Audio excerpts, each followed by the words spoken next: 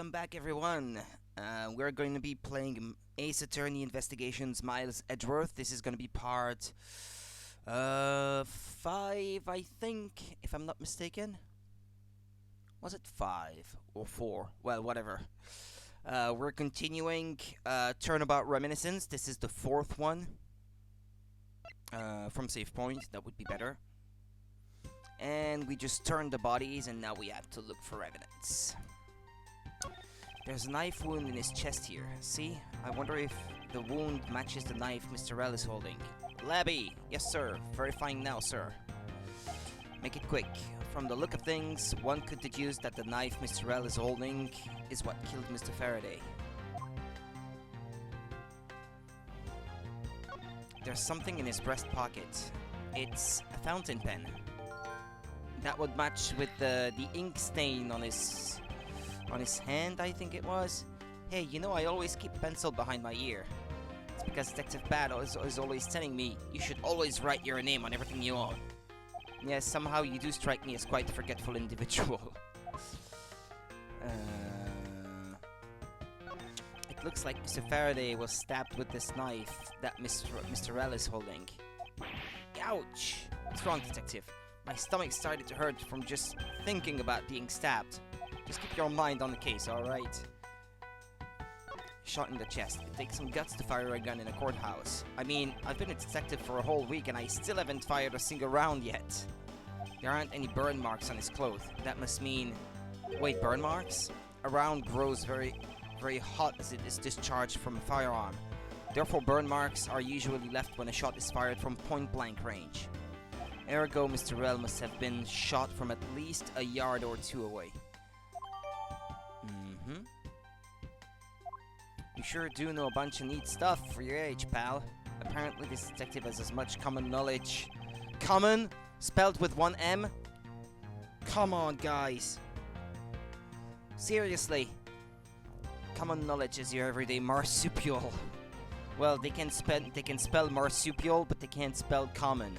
Right, okay, there we go. Let us now try to understand how the two men died. First, Mr. Faraday took the gun and the knife out from today's trial evidence. Then he aimed the gun at Mr. L and fired. However, Mr. L managed to grab the knife and counter Mr. Faraday while being shot. Then the two men fell together where they stood. That is my theory in any case. What a crazy way to go. Still, something about that explanation just doesn't seem right. Crime scene notes jotted down in my organizer. Whoa, hey, Panda! How's it going?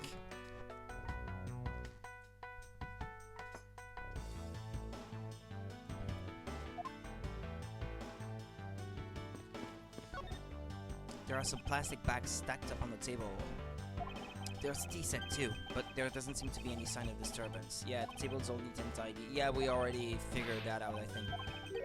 You haven't slept? What you drinking? Coffee as usual. The usual.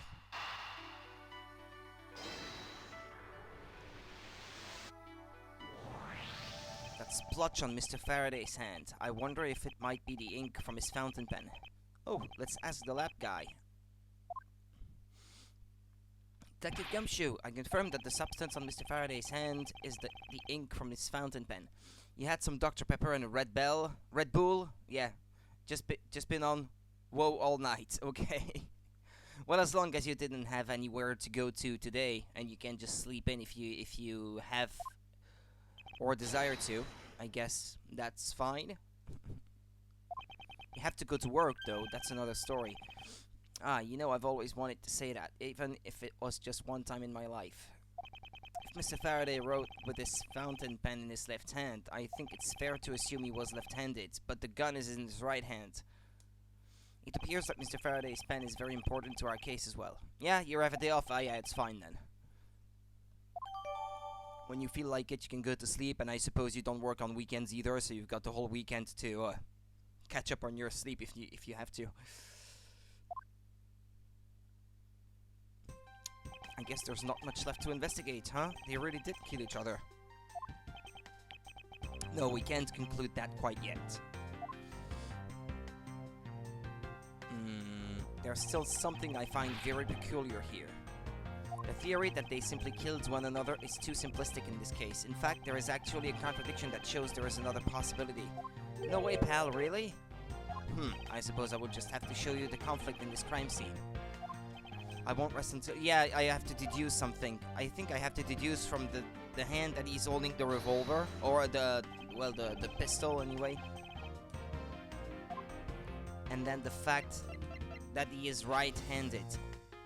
He is left-handed, sorry.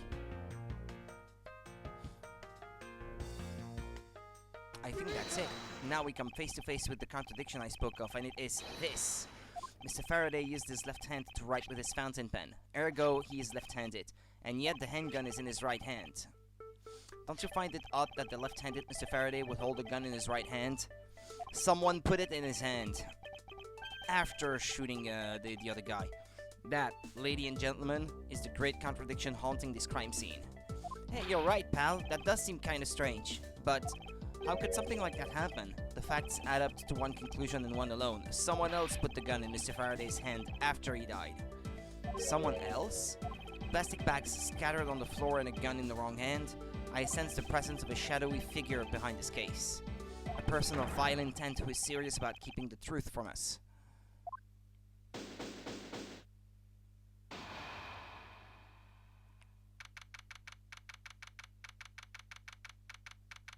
So, right now, here's the autopsy report. It is probable that Mr. Rell survived for a short time after he was shot. However, Mr. Faraday died instantaneously from his stabbing. Interesting. It looks like we now know everything we need to know about this case. Are you sure we know everything? Of course, the incident began with Mr. Faraday attempting to get his revenge. The prosecutor went into a rage from being accused and tried to kill the defendant. But the defendant fought back and they ended up killing each other. It's all very clear and simple. There is absolutely no margin for doubt. Well, you're quick to conclude that, aren't you? Do you really believe that to be the truth? Huh, are you saying that just because I figured out the truth before you? That you don't want to believe it's true?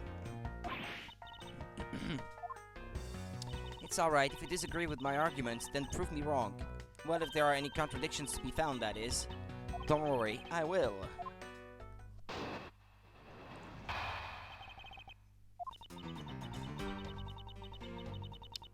Mr. Faraday's death was instantaneous, while Mr. Rell survived for a short time. From this, it is obvious that Mr. Faraday died after he shot Mr. Rell. And Mr. Rell, while on the brink of death, stole Mr. Faraday's knife and stabbed him.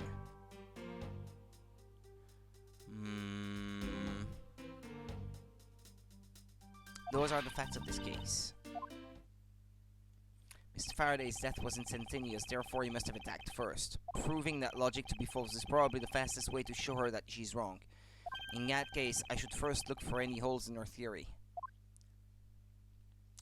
Yeah, so it's on the bit that where she says that the guy stole, where she spoke of the guy stealing the knife, that I have to press, probably. Mr. Faraday's death was instantaneous, while Mr. Rell survived for a short time. From this, it is obvious that Mr. Faraday died after he shot Mr. Rell, and Mr. Rell, while on the brink of death, stole Mr. Faraday's knife and stabbed him. Hold it! So you believe that the dying Mr. Rell stole the knife from Mr. Faraday? Mr. Rell became desperate as he did not want to die. Human beings can do amazing things when they are put to the test. So the two men struggled, and in the end, Mr. Rell was able to grab the knife and stab Mr. Faraday. The messy condition of this room is a testament to their struggle. Yes, my logic is perfectly sound. Can you really say that it's perfect? What are you insinuating? Nothing. However, I can't let what you said slide by without further inquiry. One must be clear and precise, so if you could append that statement to your testimony. Fine, okay, and then I present something on that one.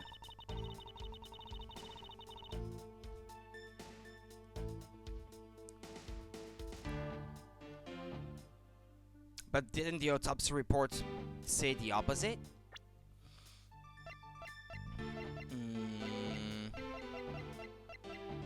Oh, I don't have it? The autopsy report.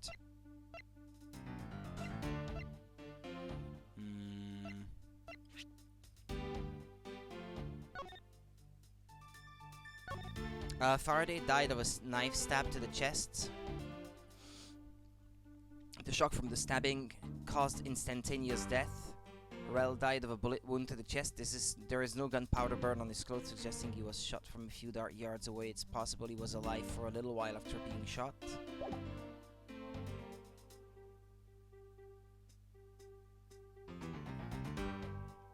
What, isn't that it? No, apparently not. No, okay, well, okay, I made a mistake. Saying that this piece of evidence doesn't contradict my testimony. Okay, well. Miles Edgeworth, just face it, I'm going to win our little competition. I have to calm down and do a better job of finding a flaw in our logic.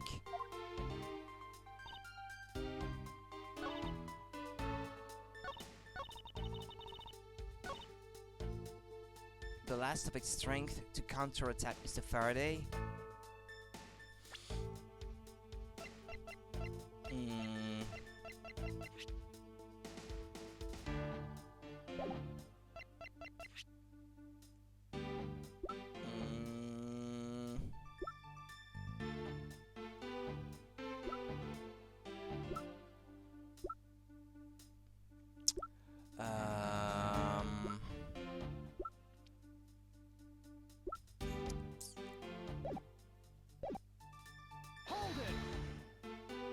About the statement, Mr. Rel used all of his remaining strength to take the knife and defend himself.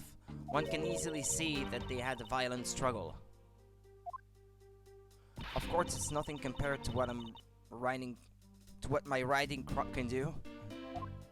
How does one compare the damage your crop can do with the state of this room? Furthermore, all the plastic bags on the floor in this room were scattered there due to the fight. Is there anything else that I can explain for you? No, that would be fine. Or is it about the struggle? But there's the fact that there isn't much in the room that's in disorder, so... Didn't hear a sign of a struggle. Yeah, there we go. That's what it was. If the two men were fighting, their struggle would have surely caused quite a bit of noise. However, Detective Gumshoe testified that he heard absolutely nothing. She's gonna jot it down, yeah, on the detective's competence, shall we say. You place too much faith in that detective's testimony, you know. But for the sake of argument, let's say there wasn't a fight. How then did Mr. Rel get his hands on the knife? Mr. Faraday's bag was sitting right here in lobby number 2. It is not hard to imagine that perhaps Mr. Rel saw a chance and took it out at some point. So, what you're saying is this: Mr. Rel took a chance when he saw the opportunity and took the knife from the bag, and then Mr. Faraday shot Mr. Rel after being stabbed?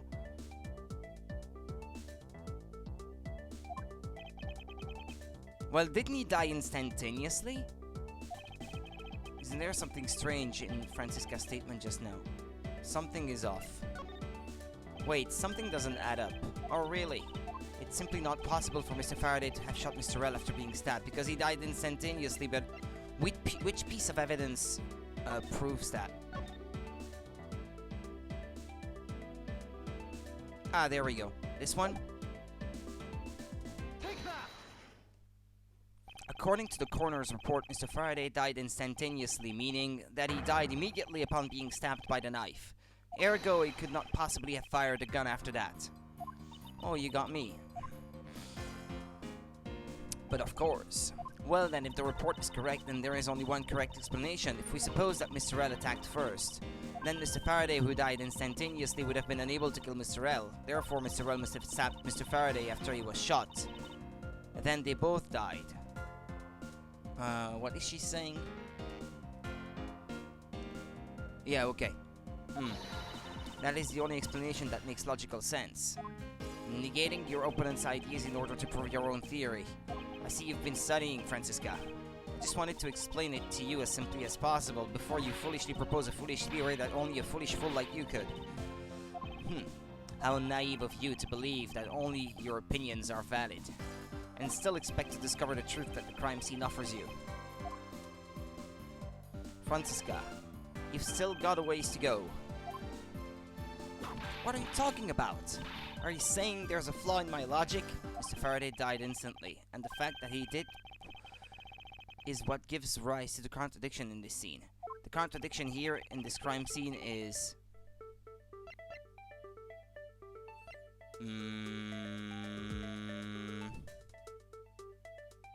Yeah, wasn't the guy that was supposed to have died instantaneously on top?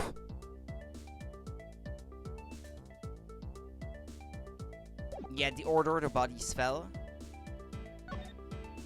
Let me get this straight. What you are arguing is this. Mr. Faraday took the gun from his evidence bag and shot Mr. L. Then the wounded Mr. L found an opportunity to take the knife and strike back. Upon being stabbed, Mr. Faraday died on the spot and Mr. L died thereafter. If that's the case, then how do you explain this? Take a good look at the order in which their bodies are piled. No! Mr. Faraday's body is lying on top of Mr. L's. Therefore, Mr. L must have died before Mr. Faraday. Impossible! Not if a third person had the gun. Yes, I agree that it seems strange no matter what angle you approach it from. Which means that the real mystery behind this crime scene... okay, well, I can read the rest. No, not so fast, Miles Edgeworth. What now? I simply think that you ought to think a bit more outside the box, and that it's even clearer now that the incident started with Mr. Faraday's murderous intent. She sure bounced back quickly. An explanation won't be enough this time. It's going to take some very decisive evidence to prove her wrong. What happened? Part 2. It was just chance that Mr. Faraday's body fell on top of Mr. L's. The two bodies fell into a pile, which indicates that they attacked each other at the same time. It really doesn't matter in the slightest that they fell in the opposite order.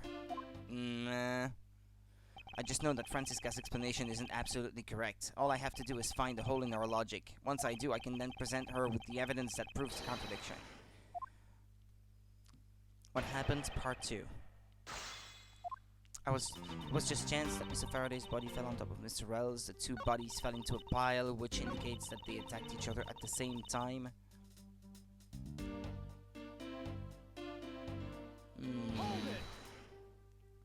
What do you mean by they attacked each other at the same time? I assume Mr. Faraday had the two different weapons in his hands. He made to attack Mr. L while holding both the knife and revolver, and then, after Mr. Faraday fired the gun, Mr. L grabbed the knife as he was falling, and stabbed Mr. Faraday.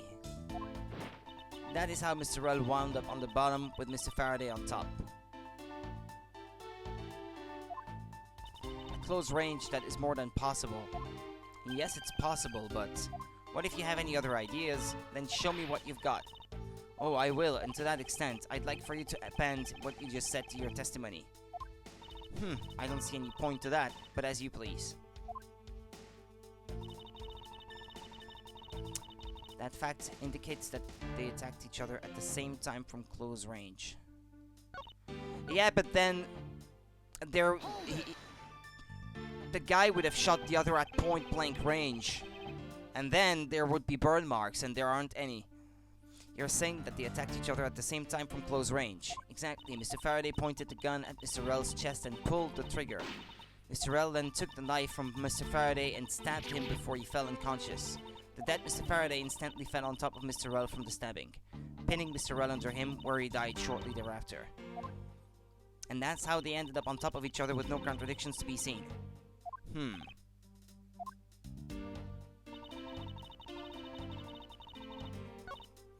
Which piece of evidence proves that it couldn't have been at point blanks? Yeah, well, this one, I guess. Objection!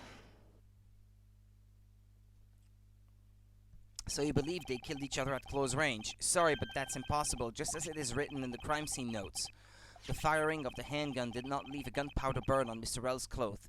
Therefore, Mr. L and the gun must have been separated by the distance of at least 2 or 3 yards. Yes, this is by far the biggest contradiction. The two bodies are piled up on each other, yet the gun was fired from a distance. And with there being no chance that Mr. L moved that far after being shot, that leaves only one possible explanation. What a completely foolish line of foolish thought from a thoroughly foolish fool. If I'm not right, then who was it that made the first move with the intent to kill, huh? Who? The person that attacked first with murderous intent, that would be neither man. Here in this room, contradictions appear no matter which man we claim attacked first. Thus, there can only be one explanation. There was a third person here. It was that third person who killed both Mr. Faraday and Mr. Rell. Well, we know that there was a third person from the fact that Faraday is holding the gun in his right hand despite being left-handed. It set their bodies up to make it look like a double murder. That third person is the real culprit. Who would that be, though? Miles Edgeworth. There's just one thing you're missing. Evidence, correct? Exactly. Everything you've said up until now is nothing but a story played out in your head. However, this is where the real test begins. Says the person who had all the wrong conclusions. Can you prove that there was a third person involved in this crime? Of course. If a third person was truly here, that fact would resolve the glaring contradiction, the proof that this has all been a setup made to look like they killed each other. I'll present it, and lay bare the final piece of the puzzle that's not yet in place. What is the piece of evidence that proves there is a third person involved?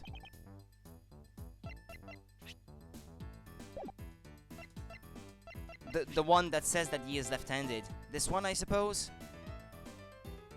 Take that. This is that very evidence. Or is it? Or is it not? Nah, it isn't.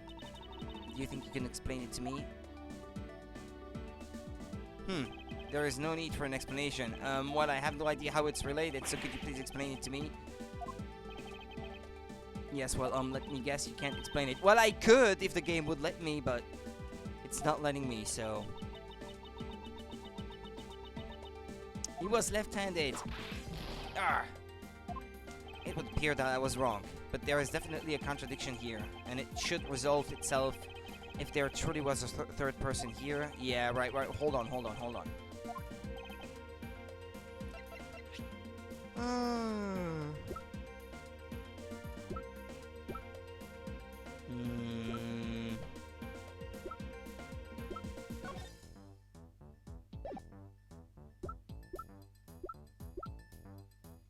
Maybe in this one?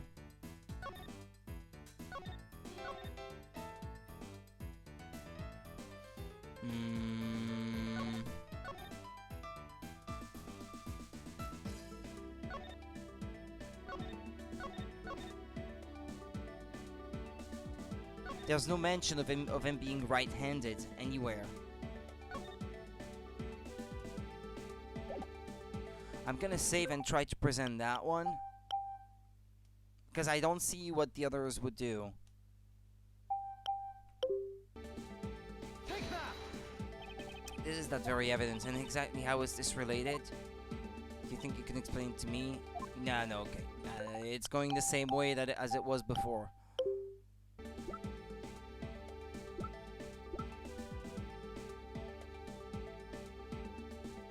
One of the bags strewn on the floor in lobby number 2 has Faraday's blood on it. This one, maybe. Because if it has blood on it, then it must have been moved after both of them fell. Is that it, maybe?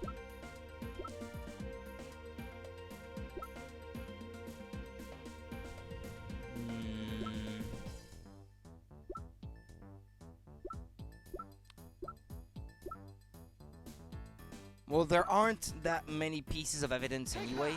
Was that one? The gun in Mr. Faraday's hand and the plastic bag with his blood on it. These two items point to the presence of a third person. How so? Recall Detective Gumshoe's testimony. I was in the hallway the whole time, but I didn't hear a single peep of a struggle. If there wasn't a struggle in this room, then there shouldn't be any plastic bags on the ground, meaning that someone else must have deliberately scattered them around. Do you not see the possibility in this? Disregarding the gun for the moment, there's a high probability of blood splatter when a knife is used on a person. If the culprit held the knife with a plastic bag around it, well, yeah, if it was a piece of evidence, it would have been inside one of the bags. They could use the bag to catch any blood splatter from when they withdrew the knife. Then by spreading a few more plastic bags around, mixing the bloody one in with them, and arranging the room to make it look like there was a struggle between the two, they were able to conceal their presence. Ah.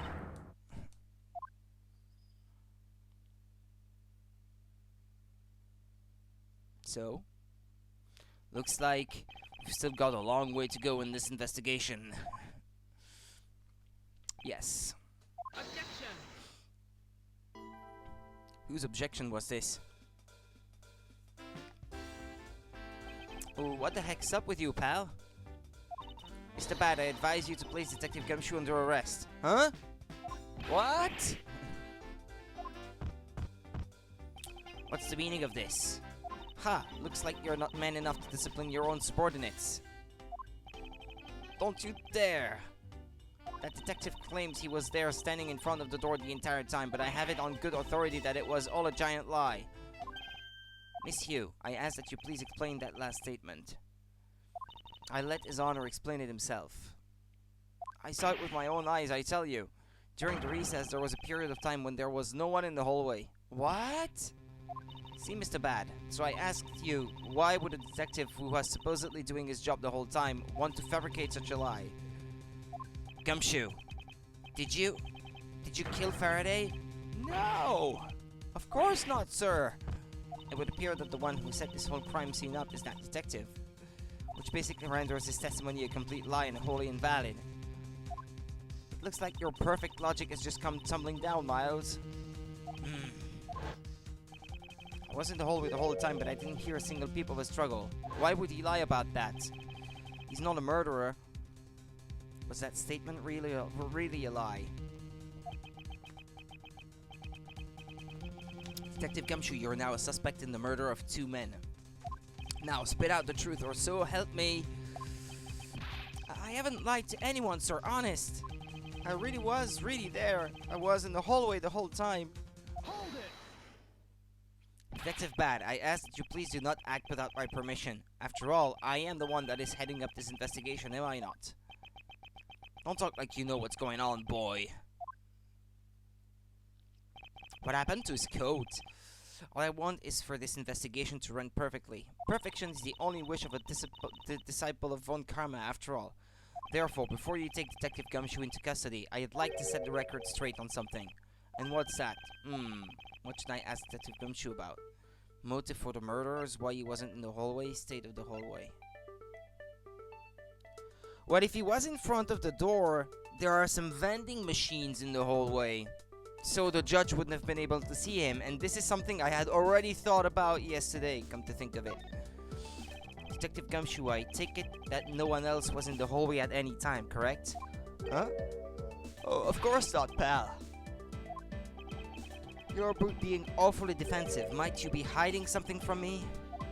Watch your mouth, pal. You can't go around saying stuff like that about me without any evidence. I suppose you're right. I have no evidence at this point. Miles Edgeworth, how can you be losing a battle of wits with this detective? Judge Rudy already thought of it. Maybe this is not where the game is going, though. I mean, just because I thought of it and the game gives the option doesn't necessarily mean that this was the right choice. You're a disgrace.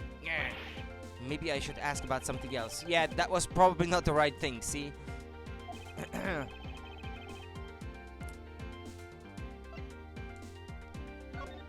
Detective Gumshoe, why were you missing from the hallway for a span of time?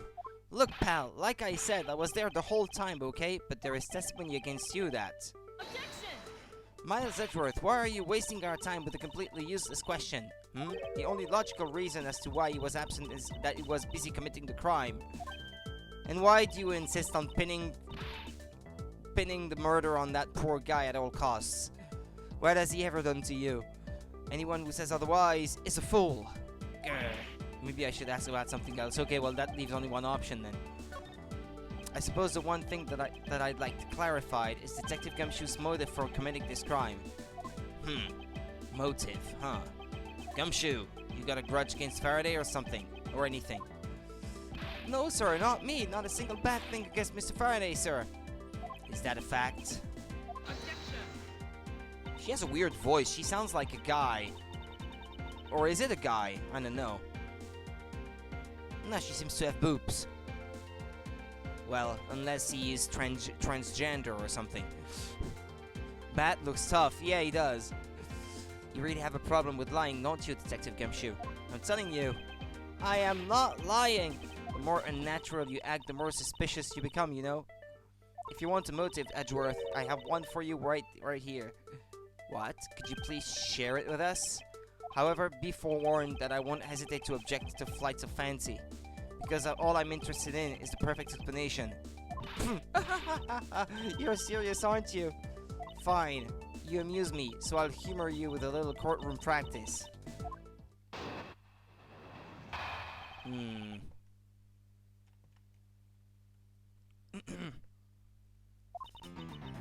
It was about a week ago. I saw the detective get chewed out by a livid Faraday in front of the precinct. He stood there super pale as Mr. Faraday yelled, "That's a salary cut for you, nitwit." A brand new detective suddenly getting a salary cut. That's reason enough for a grudge. Well, how's that for the perfect explanation? You totally misunderstand me, pal. No matter how mad I get, I could never hold a grudge. Quiet. We can't trust anything you say. Sir. There's nothing wrong with the motive she proposed per se, but there are some gaps in her logic that need to be filled in. Miss Hughes' perfect explanation may not be so perfect at all.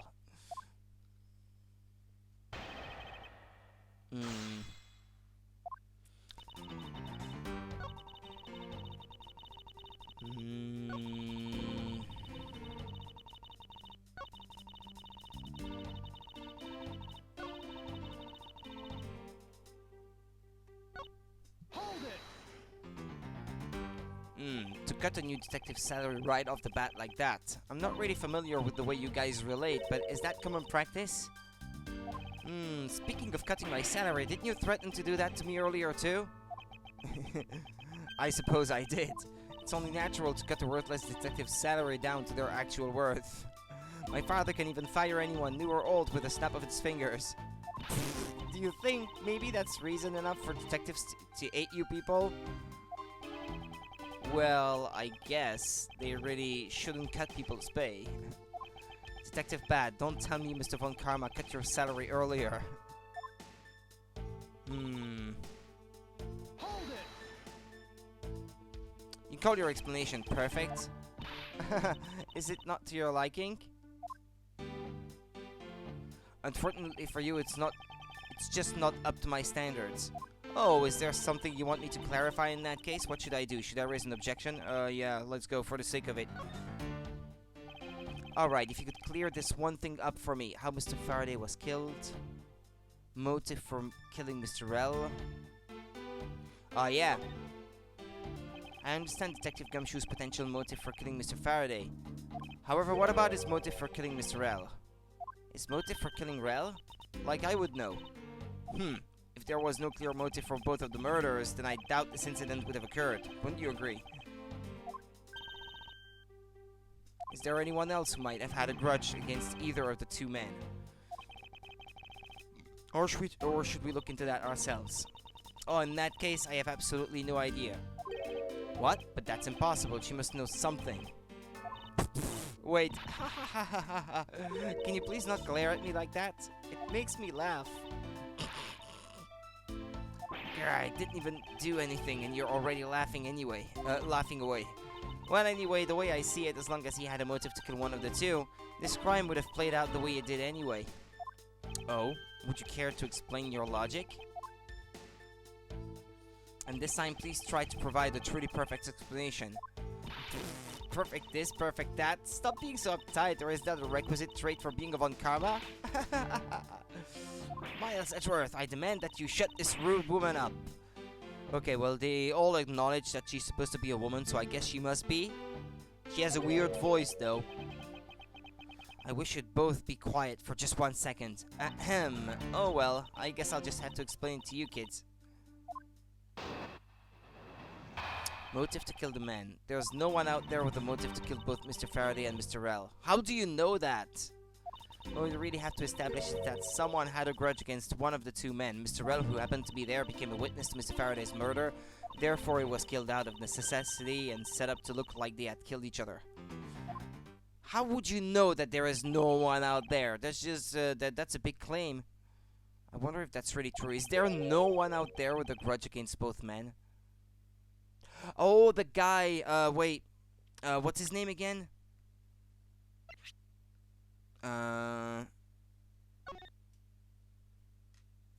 Manny Kowakin or something. The victim, Mrs. Yu.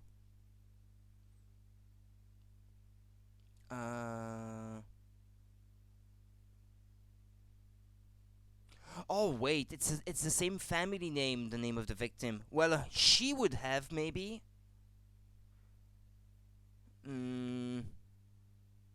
Like she could have had something against Faraday for not getting Manny Kowakin found guilty or something like that. Why would she become a defense attorney then, though? That doesn't make much sense, but... oops, sorry, I have to get back out. I should take another hard look at the evidence for this morning's case. The second KG8 incident, as people are calling it, involving an embassy staff member, and the two men who both wound up as suspects in the case. Is there someone else I'm overlooking who is someone related to them? She's right there! Right there!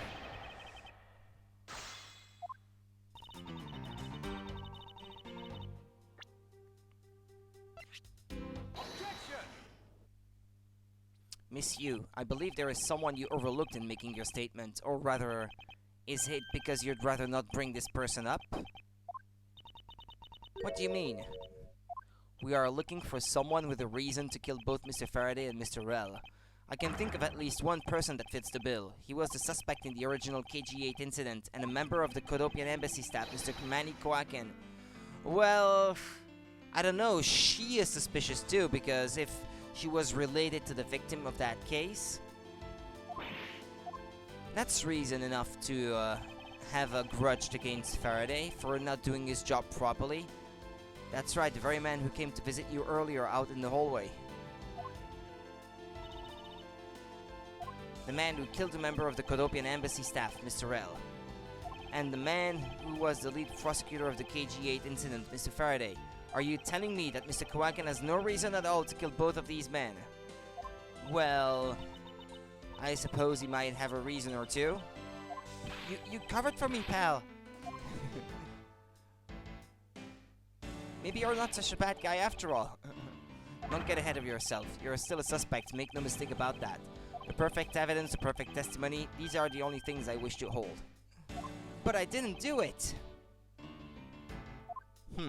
You will stay under my authority and go investigate Mr. Manny Kowakin for me. And remember, I will not be very forgiving should any of... okay, you want to investigate Kowakin? You'd just be wasting your time. And why is that? Kowakin was up in the viewing gallery watching the trial.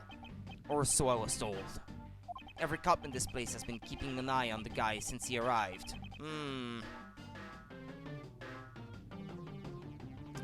I don't know, this guy looks, I mean, his looks and everything, he looks like a guy who's been through hell. And maybe he's been through hell because of that KG8 case, or incident.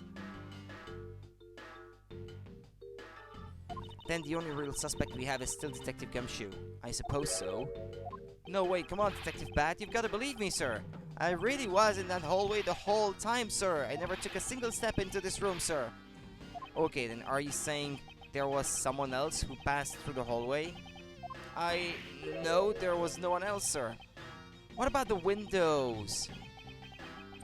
Yeah, but no, there's bars on the windows, so yeah, I guess no one could have gotten in through there. And why should I believe you didn't do it? That is one incredibly foolish detective, standing right in front of a crime scene all by himself. It's as good as a confession of guilt. I have to admit it's a bit strange. Most criminals will fabricate some sort of lie to escape their crimes. And if that detective really wanted to prove that he is innocent, you'd think he would at the very least offer up I spaced out while I'm on duty or the like. Come on, Gumshoe, time for your interrogation. Detective Bad.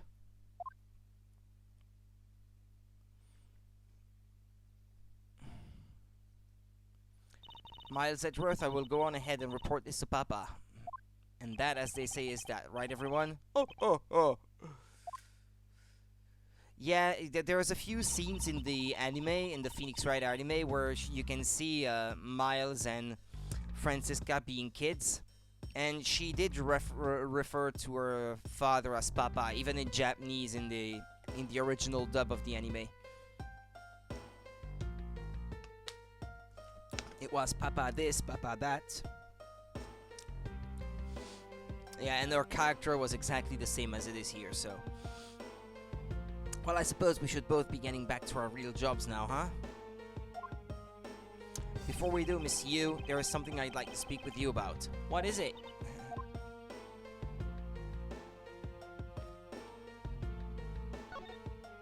So, what did you want to ask me about? The KG-8 incident. You're related to the victim, aren't you? The current case of the murdered Kodopian embassy staff member. I've heard that people have begun calling it the second KG-8 incident. Only among you law enforcement types.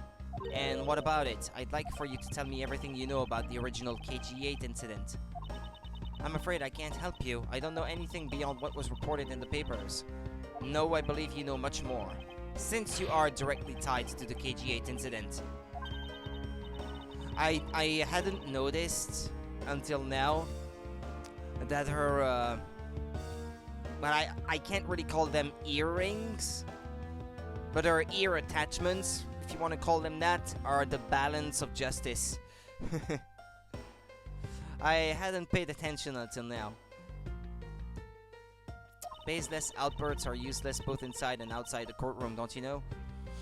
I do, but I also know that I do have a leg to stand on here. Think you can stop making that ultra-serious face in front of me? If you could please stop laughing for just 1 second. I'm not going to make any headway like this. I'm just going to have to show her exactly how related to the KG-8 incident she is.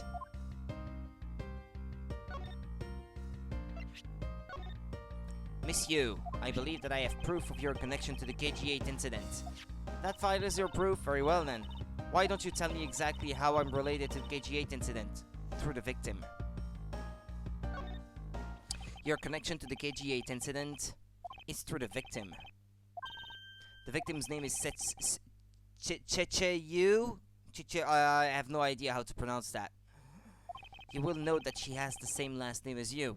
Can you really still tell me with a straight face that you are not related to this case?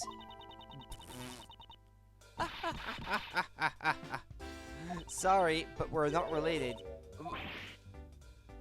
Just kidding. You asked that question with such a serious look on your face that I couldn't help but... Miss Yu, I ask that you please tell me the truth. Alright, I'll tell you everything I know. Why did Mr. Kwaken want to meet with you earlier? Actually, he came to watch the trial. Apparently, he only found out that I was a defense lawyer on this case after he'd arrived. He figured he should say hi and one other thing. Looks like you couldn't resolve anything this time either. Too bad. What's that supposed to mean? Oh boy, stop it with the scary face already. I'm fine, really. I give him a good slap across the face. The way she talks about slapping him as she laughs away is kind of creepy. But it's just that Mr. Bat said. He's not related to the double murder. I asked around and people in the gallery claimed that he was in his seat the entire time. Talk about cruel fate. As you guessed, the one who reported the smuggling activities of the Amano group was my sister. Ah, is her sister, okay. As I thought. And she was killed right before she was to testify at the impending trial by Manny Kwaken. But because he was tried once and was acquitted, he gets to live out the rest of his cushy life completely carefree, all because of a lack of evidence. No, I heard that the evidence to convict him did exist. What? I heard it from Mr. Faraday himself after Mr. Kwaken's trial was over. Apparently a man in black made off with the most important piece of evidence. Then the evidence had been tampered with. Isn't it just like a criminal to do something like that? The smuggling ring being run out of the Amano group by one of its secretaries? They bailed Mr. Kwaken out. Turns out they were in league with each other, all along. How big was that smuggling ring? Was it a large operation? I don't really know, which is why I wanted to become the lead defense on this case that people are calling the second KG-8 incident. But I haven't learned anything new at all. I was probably expecting too much, I know. You mean you think this case has nothing to do with the smuggling ring? I don't know what to think. Well, this is about all I know. Huh, sorry. Guess I wasn't much help, huh? That's not true. I'm sorry I made you recall such a painful time in your life. Edgeworth, you really are too serious for your own good. You really need to learn to relax. We wouldn't want you to die of stress, would we? Thank you for the advice, but there's no need to worry. I work in my own way and I will catch this criminal in my own way as well. You'll see. Look at you with your game face on, ready to go. I'm making no such face. Did you know laughter is the best medicine, Edgeworth? Don't you get tired of making such a serious face all the time? It's true, we've never seen him laugh. I'm charged with making sure that all the criminals of this world are found guilty. I have no need for laughter. There we go, making that face again. Oh well, I've got to get going. I still have a few loose ends I need to tie up.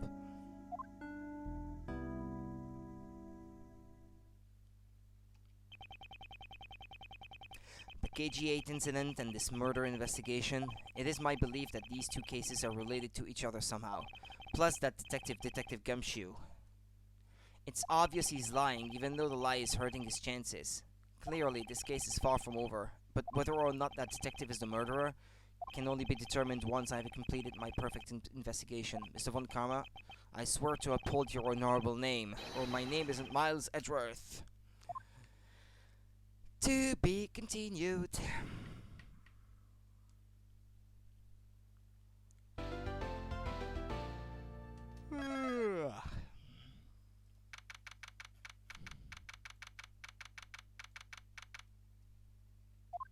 Sir, what is to become of the trial into the Codopian Embassy staff member's murder? Indeed, since both the suspect and the prosecutor are now dead, the case will be dismissed. In other words, the trial ends here prematurely. Ha! Looks like you'll have to wait just a bit longer for your big debut. I suppose it can't be helped. The evidence for this trial will be transferred to you in a little while. Sir, what do you think about the murder of the Codopian Embassy staff member? And the murders of Mr. Faraday and Mr. Rell? What an outrageous circus it has all become. That Faraday brought it all upon himself with his naivete. An outrageous circus, right, sir? I grow weary of this topic. Edgeworth, I will have you assigned to a different case. Papa, you'll come and watch my courtroom debut next, won't you? I'll consider it. Sir, if I may, please allow me to continue with my investigation. Whatever for. I know that there is already a suspect in the murder of Mr. Faraday and Mr. Rell. However, there is not enough evidence to prove that it was he who committed the crime. I'd like to continue investigating in order to find the perfect proof of his guilt. The perfect proof? Don't make me laugh. A worthless person like you has no right to claim such a thing as perfection. Papa, who do you think is the real culprit behind these murders? Miles and I, we're completely competing to see who can find the real killer first. Plus, being able to investigate the real crime scene is a really rare opportunity. It would give us some real-life experience, would you agree? If you want to investigate this case that much, then do as you wish. Then you're allowing us to continue? In court, your top priority is to win, and a solid investigation is one of the keys to winning. We have to make sure you become recognized as a first-rate prosecutor, don't we? It wouldn't be very interesting otherwise. That sounds like something coming from the writers. I'm returning home now. Edgeworth, Francisca, see to it I am not disturbed, save for the results of your competition. Yes, sir. Of course, Papa. Francisca, thank you. What are you thanking me for? Your logic earlier was built on that scruffy detective's lie. That means that the competition is still on. Yes, just as you wished. I couldn't let you get off so easily. Now then, let's see how well you fare on the investigation from here, Miles Edgeworth. I know I don't have enough information yet, so my first order of business will be to question anyone involved with this case.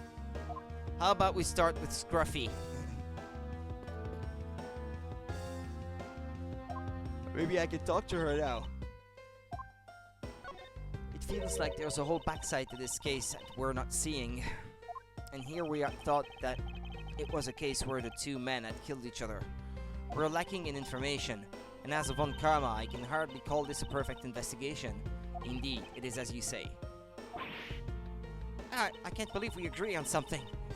Just what is so revolting about agreeing? Anyway, our first move should be to speak with everyone related to this case. Indeed, even if you had not said it, I was planning to do so anyway. What was that lash for? Okay, Scruffy. It wasn't me, I tell ya, I didn't do anything wrong. Yes, I understand, so let's just calm down, okay, buddy? I doubt I'll get anything useful from the detective while he is this agitated.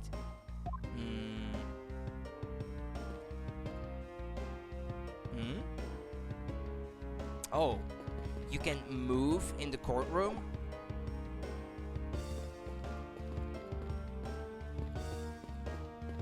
Oh! This must be the judge's desk. You can tell by the gavel sitting on top. I had a dream once that I was being squashed from above by this gavel. You're such a weakling, Miles Edgeworth. You have no idea how frightening it was. Phoenix knows a thing or two about that. He had the same experience. This is the defense attorney's bench. I'd probably be standing on this side of the courtroom if that incident hadn't happened. What are you thinking about? Lately, the more wrinkly your face becomes, the less I'm able to read what you're thinking. Well, I'll have you know I don't have a single wrinkle upon my youthful brow. Brow. Any day now, I'll be taking my rightful place behind this bench. By that time, I should already be standing here. Okay. It'd be downright disgraceful if I beat you to it, wouldn't it? If that were to happen, Francisca, I'll heat my cravat.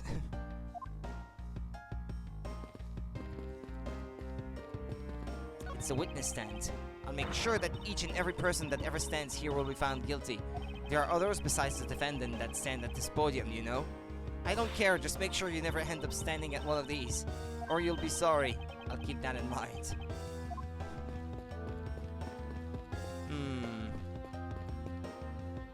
Well, I didn't mean to go that way to begin with. I can't stop the water, sir. It seems that the man who was here earlier broke it by drinking from it too much. Bunch of fools who pretended not to see the foolishly foolish actions of a foolish fool. Well, then why don't you lend the officer a hand? As if I should have anything to do with this. Besides, that water-drinking fool's mouth is the thing that officer should be covering. Let's give that officer a description of the water guzzler later. She seems to have quite the grudge. It sounds to me like someone wanted a drink. Wow, this thing is so incredibly detailed. My inner modeling fanboy is impressed. I'm not exactly a fan of plastic models per se, but even I can sense the superb quality of this model. I simply cannot comprehend how that man can feel so much love for such a trifle. Oh, I see. You're a disciple of my father, so you would do well to guard yourself against an interest in such unproductive things. Yes, perhaps I should take up whipping people like the young lady over here. What's the matter, officer? I've been standing here for forever, sir, and I really need to go to the bathroom. Why don't you just make a quick trip? The nearest one isn't that far, is it? No, it's a short way down the hall beyond these doorways, but I don't want to be blamed for anything that might happen while I'm gone. So I'm gonna hold it. Perhaps Detective Gumshoe can be a positive influence on the force after all. Well, maybe that's what happened. Maybe he just went to the restroom, you know? Sir, nothing to report, sir. Is there no one who will make this man take responsibility for his actions on the job? Looks like we have no choice but to report this to Papa. And this guard can have fun in a waking nightmare after being awakened from his dream. Actually, let's not. I kind of feel sorry for him now.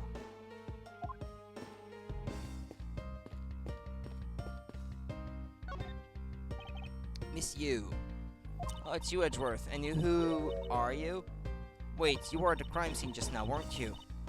You should be disbarred for not knowing who I am. I am Francisca von Karma, and I am about to become the successor to the family name. About to? I guess that means that for now you're still just another kid. In which case, it's only natural that I didn't know who you are. Why are you whipping me? Anyway, it looks like they're planning to hold the evidence a bit longer. If there's one thing I can't stand, it's waiting. I'm terribly sorry, but I have a few more questions to ask of you. Look at you, eyebrows crunched with lines on your forehead. And that to ask of you. What exactly is so funny? Sorry, I'm just bad at dealing with a super serious atmosphere. Apparently they failed to teach you proper behavior at a crime scene in law school. Oh, I feel much better now. So what is it you want to talk about? I'd like to inquire as to where you were at the time of the murder. We were in defendant lobby number 1 the whole time, up until we heard the gunshot. Yeah, the murder took place in lobby number 2, wasn't it? Yeah, that was it, yeah.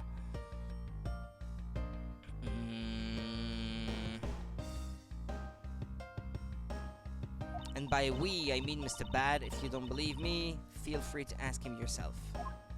You were with Detective Bad? Why? We had a little something to discuss, that's all. That's suspicious. How is she related to him, and how is it that the two of them are close? So I take it that you are acquaintances with Detective Bad. Yeah, he was a detective in charge of the KG8 incident. Detective Bad is also related to that incident? That's right, he was the one who was supposed to protect my sister Chi-Chi. But you know how that turned out, don't you, Edgeworth? Miles, Edgeworth, I have no idea what you two are talking about. I've heard of the KG8 incident from my papa. But how does that case relate to you, Miss Yu? The victim of that case, Chi-Chi Yu, was my little sister. You're making that super serious face again. I'm fine, really. I just make it a point to rub some more salt in his wounded pride every time I see him. The way she talks about doing that as she laughs away is kind of creepy. Oh, speaking of Mr. Bad, he and Mr. Faraday, I'd say they met up just about every single time the Yatakarasu made a move. It was practically a given that the two would meet up at every one of the crime scenes. I see, he did mention that he is in charge of the Yatakarasu investigation earlier. Maybe I should ask her what she knows about the Yatakarasu in more detail. CC? Maybe it's supposed to be pronounced CC, I'm not sure.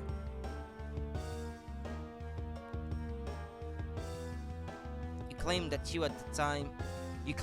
at the time of the murder you were with Detective Bad.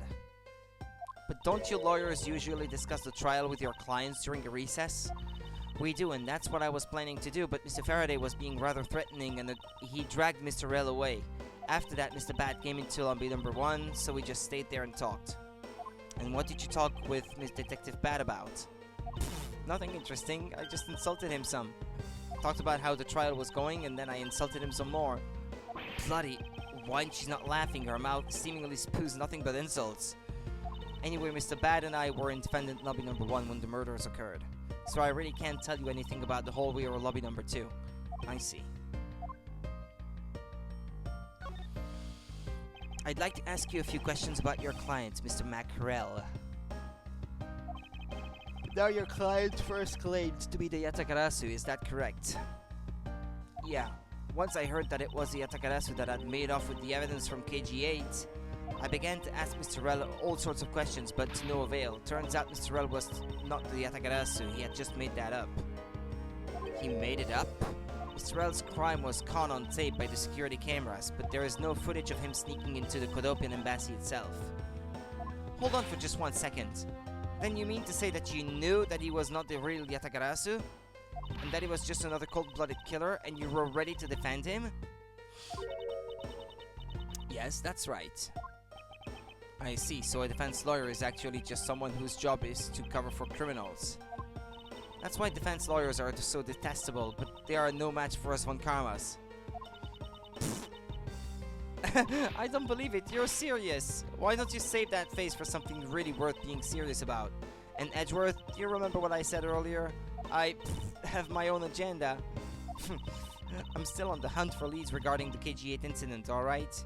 And for that, you have not a single qualm about defending a known killer?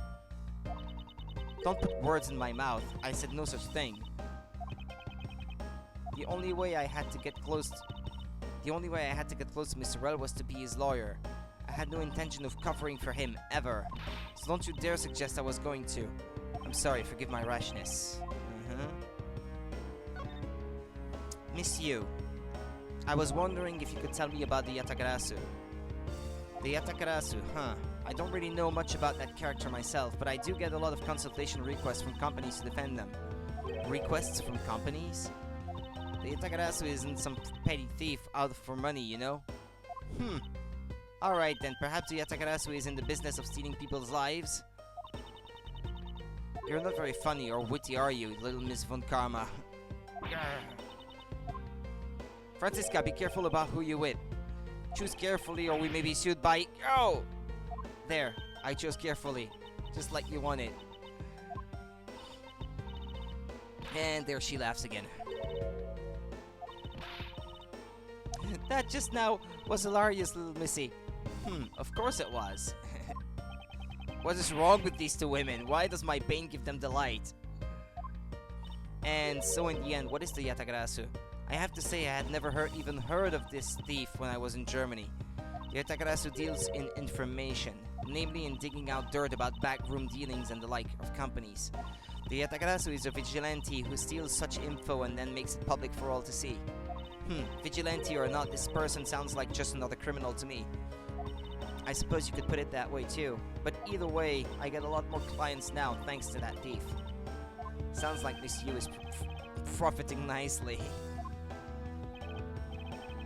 I suppose I've gotten all I can out of Miss Yu. I should move on and speak with Detective Gumshoe now, if he's calmed down. Detective Gumshoe. Hey, it's you, pal. You're here. Youch! As am I. I don't think you needed to whip him to let him know that. I didn't do it, pal. I swear on my honor as a detective. I really didn't. Your words are useless. I place my trust only in the evidence, detective. Once the investigation is fully over and should we find out that you are the killer, there will be no mercy to be had for you. Have a heart, pal. But you're not worried, right? After all, you have nothing to worry about, if you really are innocent, that is. That's right. Hey, pal, go into your perfect investigation and get the real killer for me, will you? I would have done so, even had you not requested me to, detective.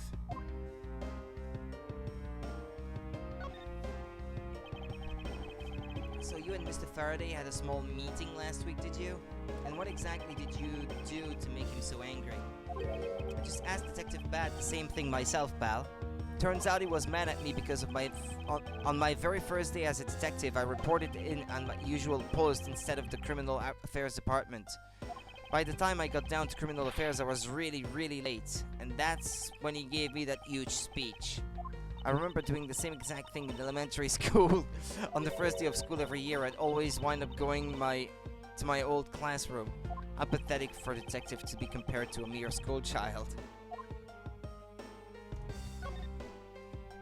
You claimed to be standing guard in front of the door to lobby number 2 during the recess. However, when did you receive the order to do so and from whom? Earlier at around 3:20, and from Detective Bat, pal. Today's trial took a really crazy turn. So I was told to make sure nothing happened to Mr. Faraday. And yet something did happen to him, correct? It looks like it was a total waste of manpower to assign you to guard duty. Ow! Your words sting worse than your whip, pal. So it was Detective Bat who ordered him to stand guard, huh? Now then, Detective Gumshoe. Is there anything else you'd like to tell me? Nope, not a thing, pal. In that case, allow us to take a look at what you are carrying on your personage. Wait! You can't do that! There's nothing of any particular value here. Well, my handcuffs and badge were confiscated by Detective Bat, so, you know. And what is that open envelope I see sticking out of your coat pocket? Hands off, pal. Just show it to us already. Yow! Bonus? Annual bonus check within. $5 total, except there is no check inside. You've had your look, now give it back, pal. It's my first bonus as a brand new detective. I just got it and cashed it today. I had literally no cash on me up until I did, you know? So that envelope is really special to me. Now give it back. You don't need rubbish like this. Don't worry. We'll throw it away for you later. How could you?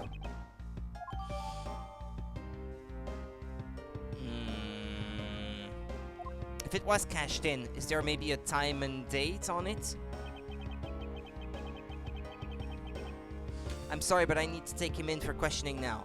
I think I've asked him just about everything I needed to. No, wait. Since he became a suspect, there is one piece of evidence I should reconfirm. Officer, I ask that you wait a second. I still have one thing I'd like to reconfirm with Detective Gumshoe. Understood. But please make it brief, sir.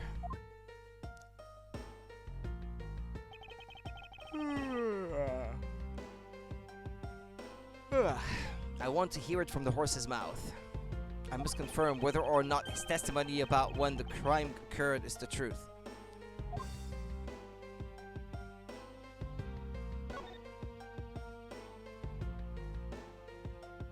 Time of the murder?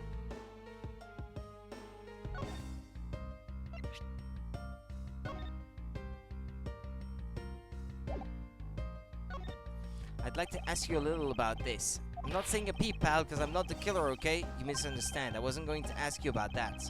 All I've ever wanted to do was to become a detective, pal, so I'd never want to be a killer. It seems that he doesn't want to talk about anything unrelated to his predicament.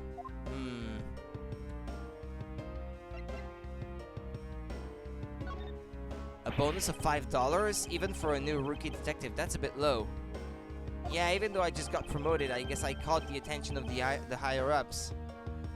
At that amount, I'd have preferred not to receive one at all. You just don't get it, pal. You don't get how great it feels to get your first bonus. I suppose not. I have yet to receive my own bonus as a prosecutor. When I received mine from my papa last December, like I do every year. That's not a bonus. That's a holiday gift. Whatever you want to call it, Miles.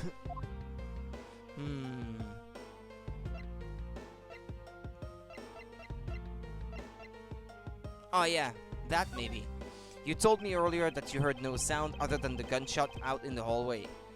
Is that correct? No mistake about it, pal. And then you are also claiming that no one passed through the hallway either. Is that also correct? Yup, not even a single ant passed through that hole while I was on duty. You do realize that the lie you're telling is only making life more difficult for yourself. Huh? Oh. But it's true!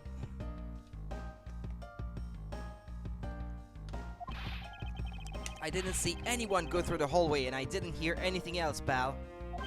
I bet the killer found a way to kill the two guys that's beyond what I can even imagine. So he intends to continue telling this ridiculous lie. But why would he do so, given the situation he's in? Maybe he's not lying. I believe a thorough investigation of the hallway in front of the defendant lobbies is in order.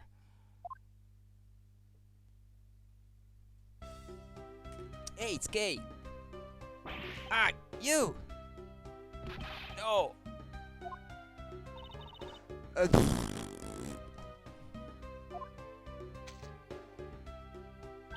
How could you have not noticed that coming?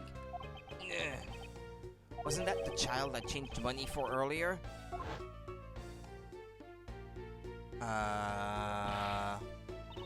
Yeah, she gave me a whole bunch of coins, I think, for a bill or something, for $1. Thanks, that's exactly what I needed. Kids can sometimes be so cruel. It looks like she dropped something. Swiss roll data, jot it down in my organizer. Swiss roll. It comes from the vending machines in the hallway, probably. Maybe we should arrest the girl. She might turn out to be a valuable lead. I believe some sort of punishment may need to be dealt the next time we meet. I believe I asked all that I need to of this man. Now, for Detective Bad and the judge, we have to confirm who is correct. The judge or that scruff face, right? I suppose we should inspect the hallway in front of lobby number 2 then. I suppose so. Shall we head on over, Francisca?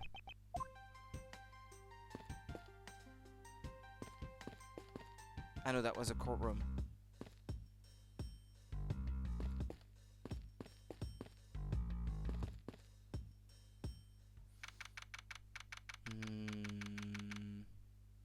So, did you see anything else? No, I don't think so. I see. Well, thanks for your cooperation.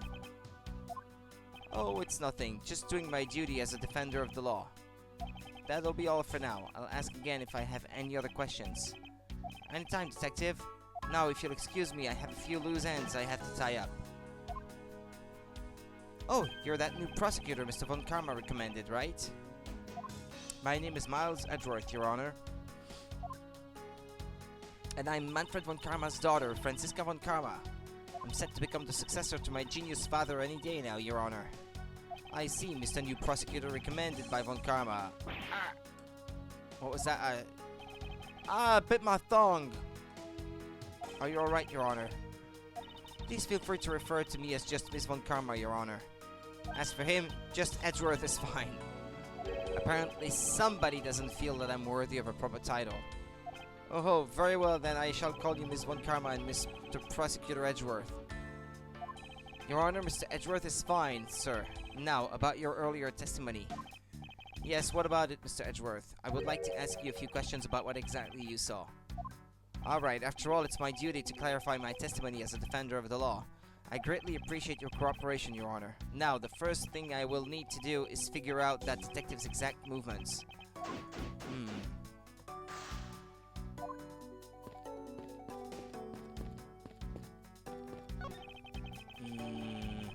There are no signs that it was used in the murder. If you could already tell from a distance, then why are you wasting your time examining it? Franziska, let's not try to rush absolute genius.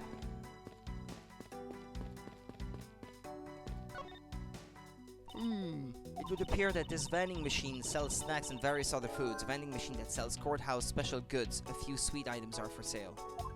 The Swiss rolls are there for $6. That's kind of expensive, actually. For a Swiss roll, I mean.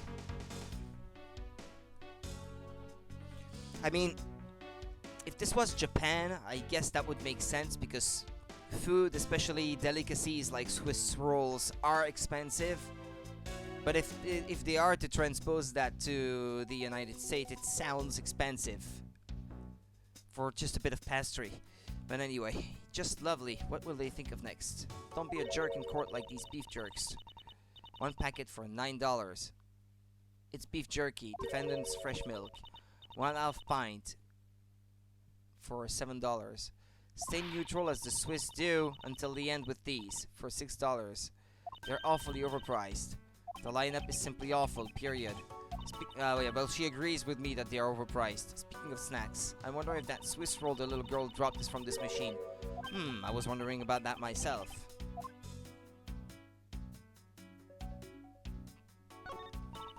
Stay neutral as the Swiss do until the end with these. The end of what? Well, I assume it means the end of the trial. Limited time specials. I suppose this means that one should eat these during a recess.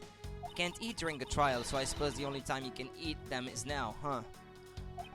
I wouldn't mind if you wanted to eat one now. They come in packs of 2 after all.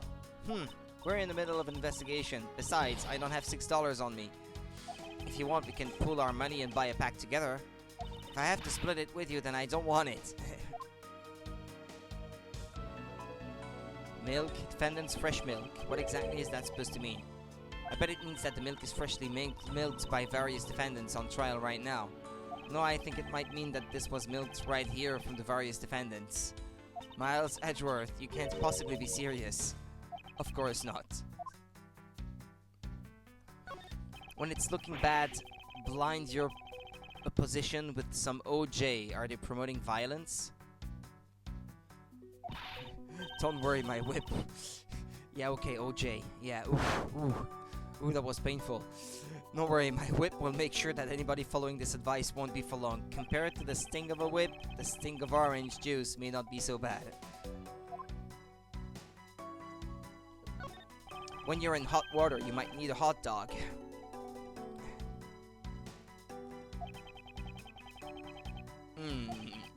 It looks like this slogan was decided through a public contest. And the winner was Prosecutor Winston Payne. The guy that lost his hair. Credit card accepted. What else does it say on there? What a pathetic slogan. No presence at all. Now, if it was up to me, It would read, if you leave matters in Von Karma's hands, everyone in court will be found guilty dogs. Overruled. Don't be a jerk in court like these beef jerks. I see. Miles Edgeworth, wouldn't you agree that it's a very clever slogan? Do you really think they put that much effort into the product name? Even the foolish fool could understand the foolish thinking of the fool who made it up. You're acting so foolishly that I got so thoroughly mad that I am now utterly famished. If you wanted a pack of these, all you had to do was ask like a normal person. Ham sandwich? Don't let the prosecution and the defense make a ham sandwich out of you. It sounds like it's directed at that ham of a judge. Well, it certainly isn't directed at me. I can outmaneuver him any day.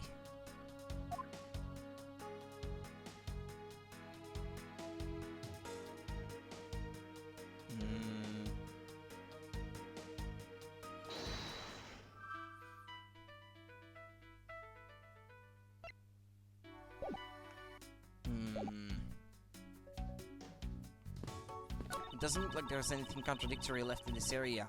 I suppose not. Perhaps I should check somewhere else. I already checked this area earlier, but it never hurts to take another look.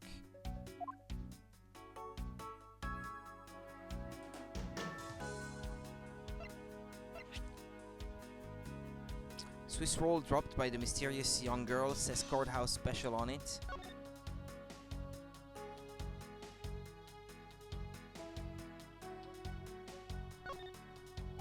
Courthouse special Swiss rolls. Is this being sold somewhere on the premises? I don't recall seeing a restaurant of any sort in this courthouse. I somehow doubt you'd find junk food like this on a restaurant menu, Francisca. Well then, where do you sell these things, huh? Convenience store, I suppose. Well, I'm sure there's no convenience store in this courthouse, Miles Edgeworth. Yeah, where in the world did this come from?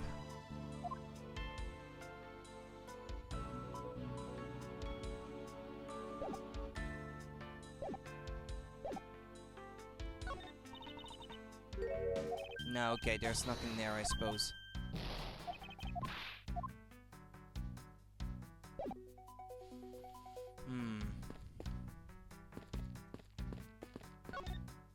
What's that, ants? I won't rest until I've inspected every suspicious looking nook and cranny. Hey, there's a wrapper of something there. What is this? It's a pink colored piece of trash made of rubber. Piece of pink trash found on the windowsill of the hallway window, made of rubber. I feel like I've seen something like this before. Well, all I see is a piece of garbage. But you know, the fact that there is a litterer running loose inside the courthouse is simply unforgivable. It's not like it was I who littered. Rubbish belongs in a rubbish bin. Gah.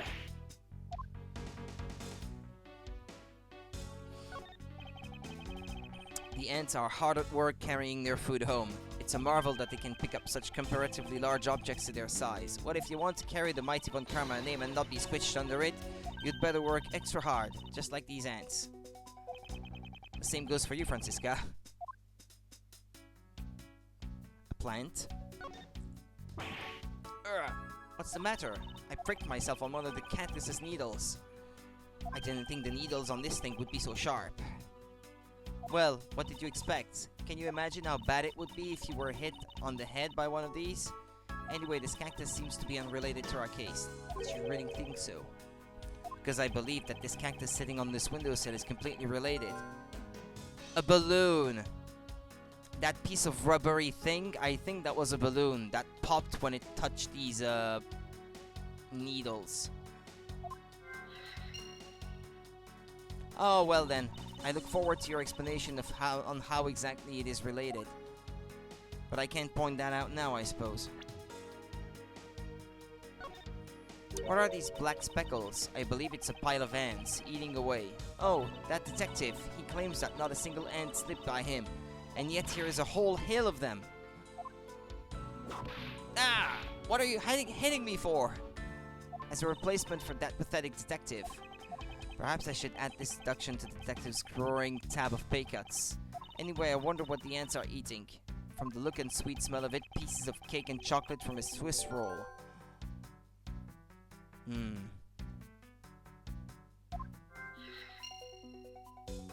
Miles Edgeworth. The courthouse is to be kept pristine at all times. Stop hitting me! It wasn't me that dropped food on the ground. The courthouse must be kept clean. Ow.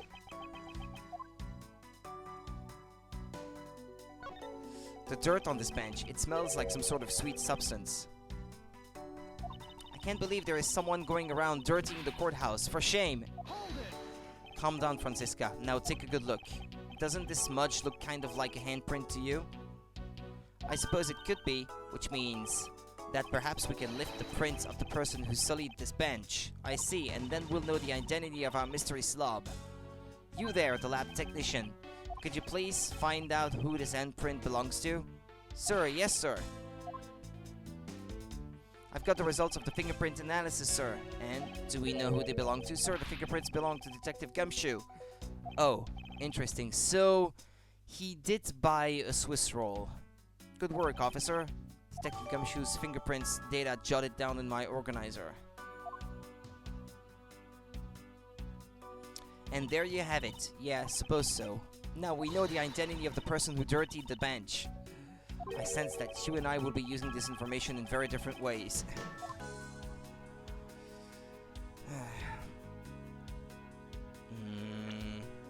What about what can be seen out the window? I can look outside, however I doubt the killer could have escaped through here. Of course not, this is the third floor after all. It appears that bars were installed on this to prevent people from falling out. Bars? What bars? Can you not see them from your vantage point? What? I must remember not to bring up that taboo subject again. What, the fact that she's too small? Too short?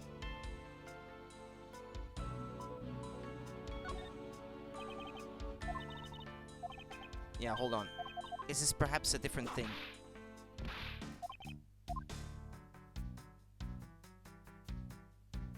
I can look outside, however, I doubt the killer could have skipped through here. Ah, no, okay, she says the same thing. Regardless. Okay. Let's back out of this. Maybe there is something in logic that I can put together now. Lobby number 2 window.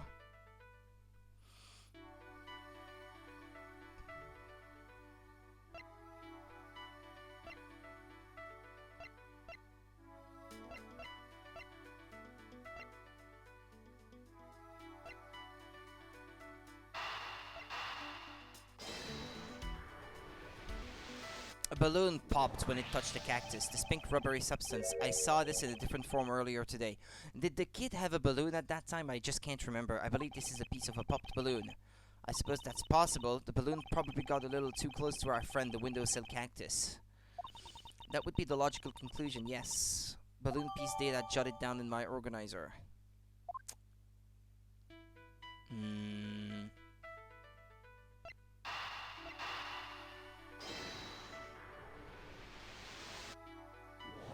These bits of chocolate and cake, could they not have come from a Swiss roll? A Swiss roll? Why would a courthouse sell a thing like that? It may not seem like the right venue, however, it is being sold right over there. The vending machine? Ah, I see. Stay neutral as the Swiss do until... Yeah, we already read that. Talk about expensive. Leaving the fact that it's on the expensive side aside... The fact that the cake crumbs and chocolate bits were found in this hallway suggests that they come from a Swiss roll that was purchased from this machine. Let me think about it. Gumshoe wanted a Swiss roll. He got $5 from his bonus check, right? He cashed it in, so he had $5 on him. But then he needed exchange between the coins that he had, the small change, to get a $1 bill, and he sent the kid to get the change from Edgeworth so that he would have $6 so that he could afford the Swiss roll. And actually, I think that the Swiss roll happens to be the cheapest thing that they sell, so that would make sense too. Isn't it? I think because he is cheap, because he doesn't make a lot of money, so... I think I have a pretty clear picture of what happened here now. Naturally, after all, I'm here, aren't I? Detective Gumshoe must have sat on this bench as he ate his Swiss roll. There's a bit more, I think, to it. And as he ate, he dropped in on the floor and sullied the bench. Detective Gumshoe's fingerprints data updated in my organizer. How could he have not cleaned up after himself? How utterly despicable. Don't you dare whip me again. It wasn't I who made the mess in the first place.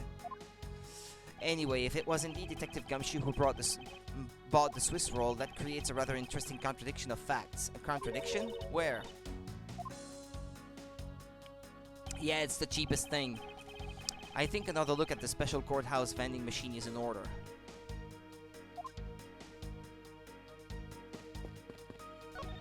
I won't rest until I've inspected every suspicious looking cranny. Credit card accepted.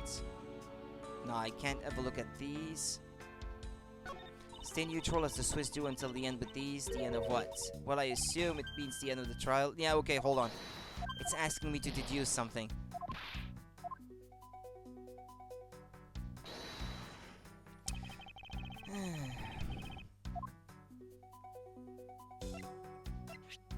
The Swiss roll that the girl gave me, it came from there, didn't it?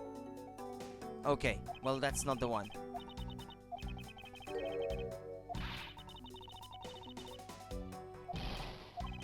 I'd better look a bit more carefully through my evidence once again.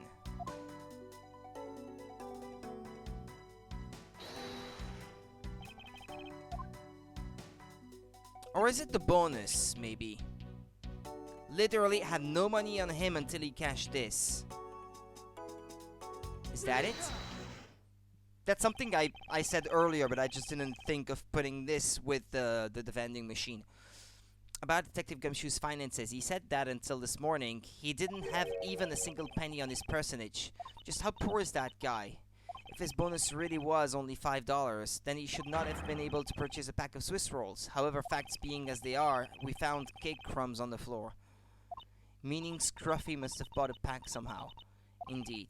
He got the dollar from the girl, I think. That detective should not have been able to purchase a pack, and yet he did. The question is, how?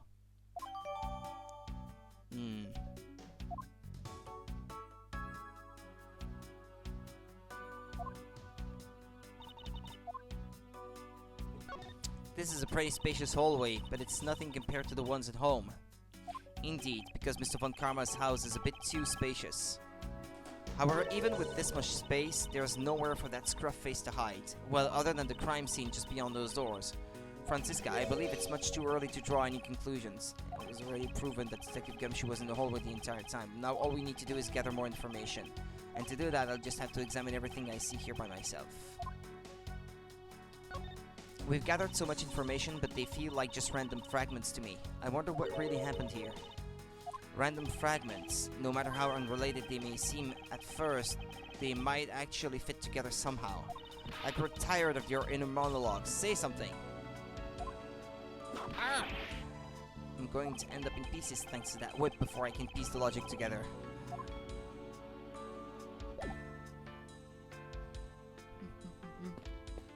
Did you find something, officer? I think there's a $5 bill back there. Come on. Just a little more. Is there no one working this crime scene who isn't a total waste of living tissue? Unfortunately, there doesn't seem to be a single person we can deem useful here. Have you found any suspicious fingerprints, officer? Nope, just the fingerprints of those involved with the case, sir. I guess we know all of the players with this case then, huh? It would appear that way, but I have the nagging feeling that we're missing something. And I suspect that what we're missing is hiding right here. Is that the judge? Hello, yeah, the judge is on the poster, yeah. Hi, Jeff. Yeah, that was actually funny, that one. He's making the most ridiculous looking face. That may be, but at least he doesn't look like someone who would tell a lie on purpose, I suppose.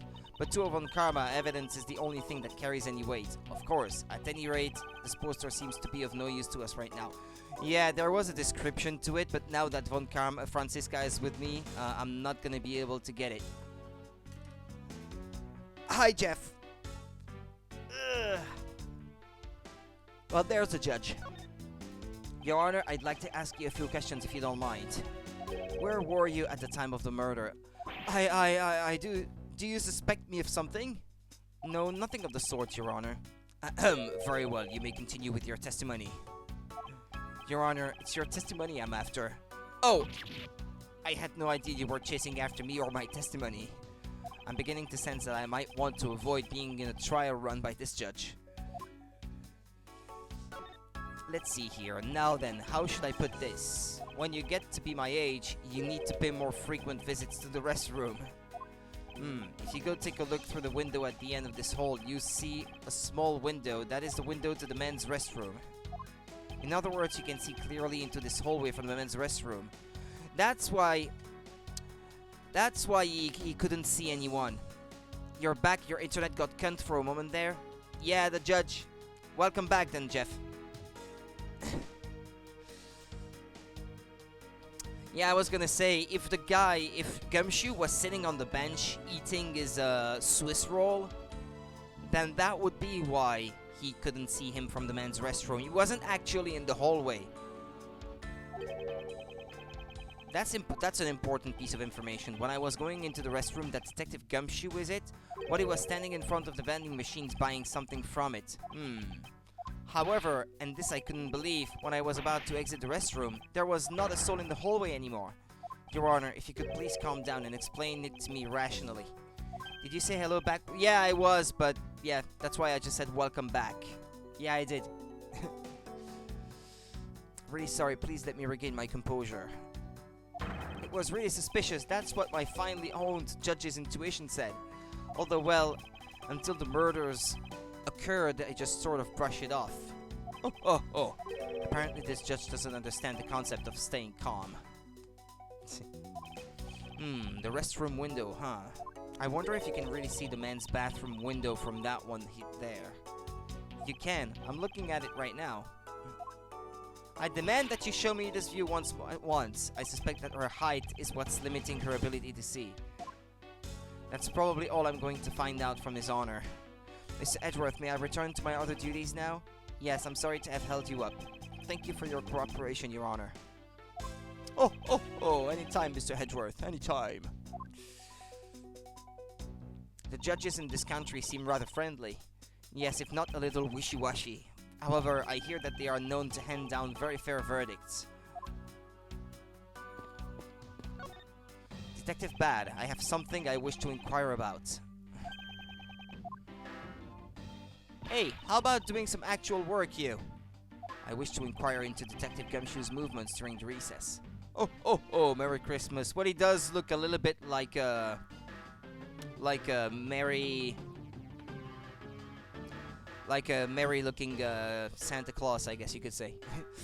Wishy-washy, that's a Pokemon.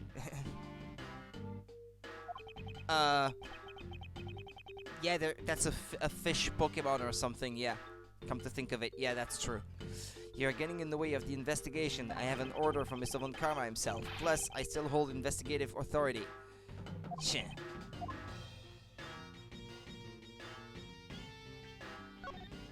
So I hear you were the one who called for Detective Gumshoe to come down here. Faraday, that guy was just accused, you know? I just knew something was gonna happen. My detective's instincts told me. A lot of good it did you. You couldn't even protect one lone prosecutor with it. Francisca, I think you need to apologize. I'm sorry. I'm terribly sorry, Detective Bat. Please continue.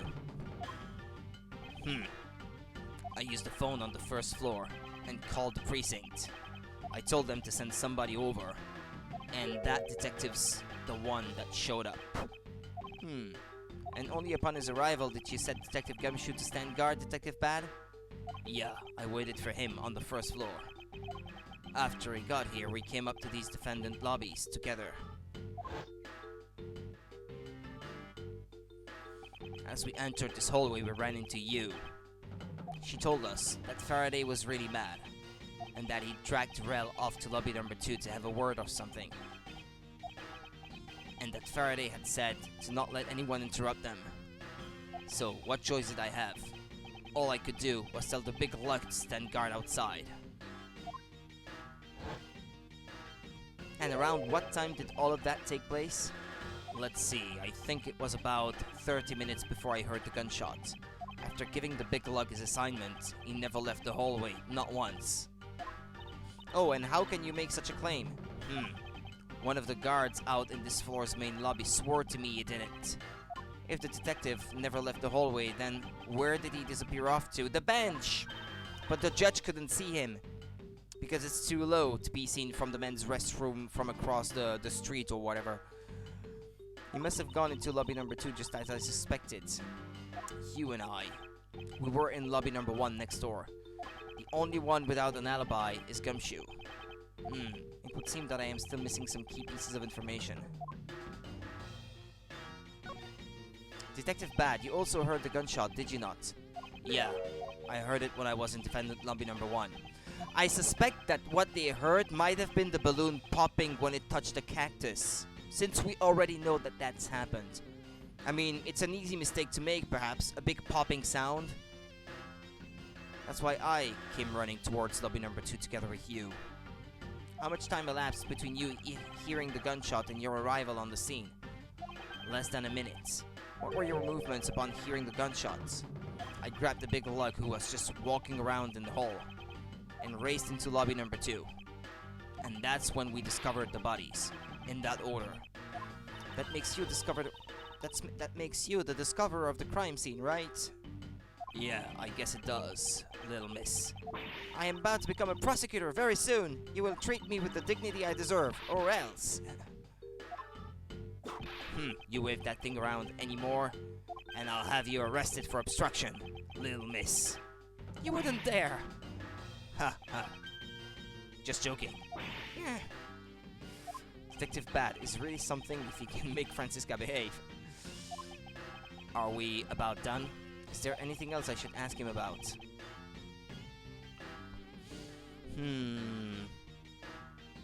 Maybe the time he heard it will be the most important piece of information for later. I'd like for you to tell me the exact time you heard the gunshot. It was around the end of the recess, and the trial was about to start again, I think. He was supposed to make time for himself to transfer the evidence he was holding. But I got the sense he wasn't gonna show for the handoff. So I figured I should go get him or he'd be late. Just as I thought that, bang, the sound of a gunshot hit my eardrums. So he heard the gunshot right before the trial was about to restart, huh? Because I think from the time at which he heard it, we're gonna be able to determine whether it was the balloon or whether it was the gunshot that he heard. But we need the autopsy report to be able to tell exactly at what time both of them died. I don't have any time to waste. I think it is possible that they were already dead even before Gumshoe was assigned to guarding duty in front of the door. Maybe, but I'm not sure about that yet. Oh, come on, all you're doing is standing in front of this door doing nothing.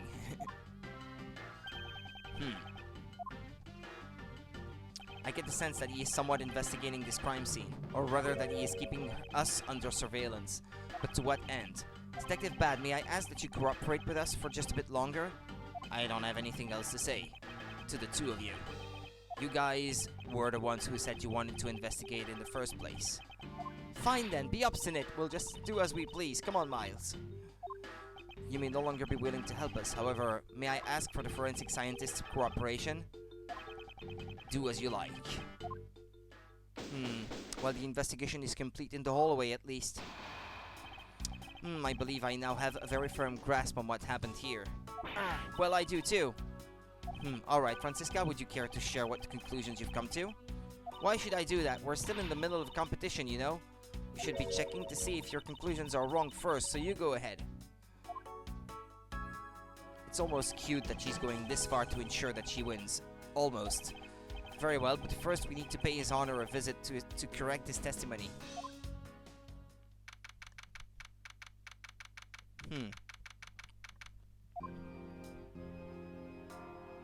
Your Honor, if I may, I'd like to test your witness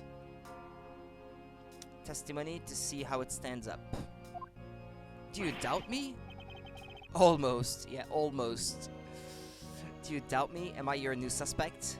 In a sense, I suppose you could say that.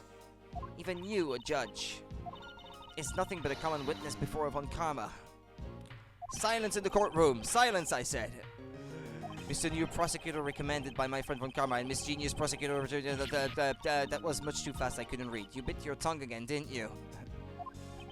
As a defender of the law, I could never give false testimony. You can even place me under oath if you want. Very well then. Your testimony, if you please.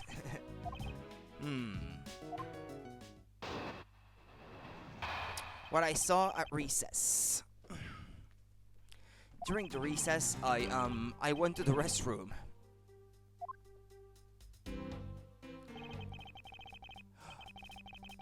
Yeah, okay, yeah, I can see it. There's a courtyard. Yeah, okay, so yeah, there's a bit of a gap there. There is a window on the hallway side. In other words, I could see into the hallway.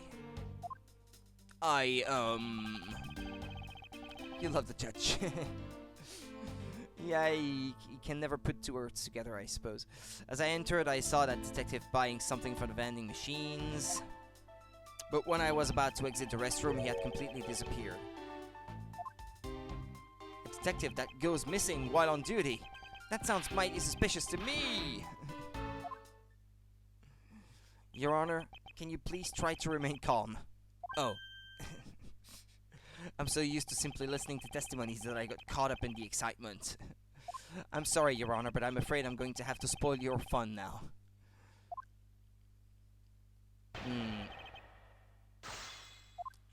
During the recess, I went to the restroom. There is a window on the hallway side. In other words, I could see into the hallway. As I entered, I saw that detective buying something from the vending machines. I have no problem with what he said thus far. Right. That I have a problem with, because I know why you couldn't see him. He disappeared, but Your Honor, did you just say, I saw that detective buying something from the vending machines? Why, yes, I did. The restroom window looks over the courtyard and right into the hallway. But just as I was about to exit, I took another look and there was no one inside. That led me to the only solution to this mystery. Ah, yeah, the only solution, you say. That detective must have gone into the crime scene, lobby number 2 at that point. So he looked into the hallway from the restroom and over the courtyard, did he?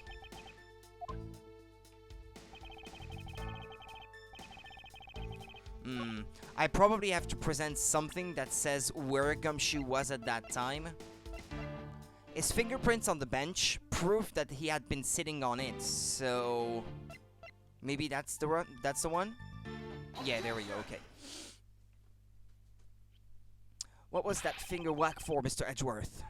And don't you know it's rude to shout objection while someone is giving testimony? Huh. If you truly are a man of the law, then you must always be vigilant. For example, I myself never let an opportunity to shout objection pass me by. Miles Edgeworth, it's one thing to be passionate about your job, but this is real life. This is what some people may say. This is what some people may say is the pot calling the kettle black. Okay. Your Honor, I wonder if you might take a look at this for me. What is that filth? How dare someone dirty the hallway bench like that? Who is the culprit? That party is hereby found guilty of uncleanliness. If you must know, the uncouth bench sullier has already been placed under arrest thanks to your earlier testimony, Your Honor. Oh, well that's good, but who was it? We were able to discover something from the smudge on the bench, namely Detective Gumshoe's fingerprints.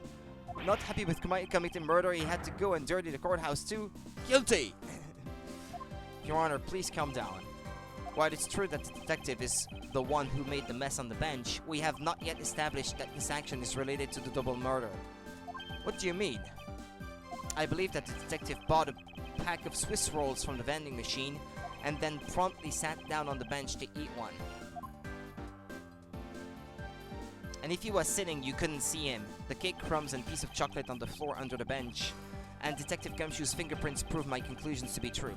Gumshoe is innocent. You have to release him. He's a good boy. Oh, but I still don't understand. Is this whole thing related to how I couldn't see him as I was leaving the restroom?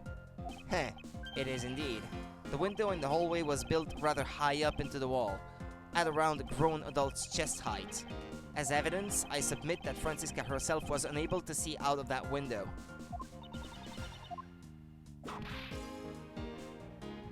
Oh! I knew I shouldn't have used her height as evidence. Basically, what this means is that the area directly under the hallway window is a blind spot when the hallway is being viewed from the men's restroom. Then...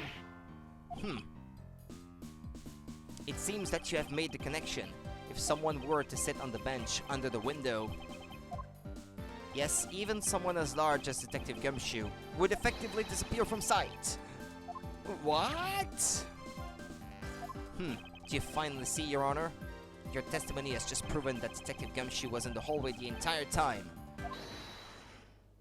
Who said all it? Sorry. He did? I didn't mean to say it with that much enthusiasm. There was no voice clip. They didn't even record one for the judge. Come on. Oh, I wanted to hear the judge's voice. All I wanted to do was try saying it once. Here, let me try that again. Yeah, there's no voice clip. Come on, guys. Is there something of value that you'd like to say? Yes, actually there is. I remembered something else just now. Mr. Edgeworth, please allow me to testify to the court one more time. Even if we overruled him, he'd just keep on talking, wouldn't he?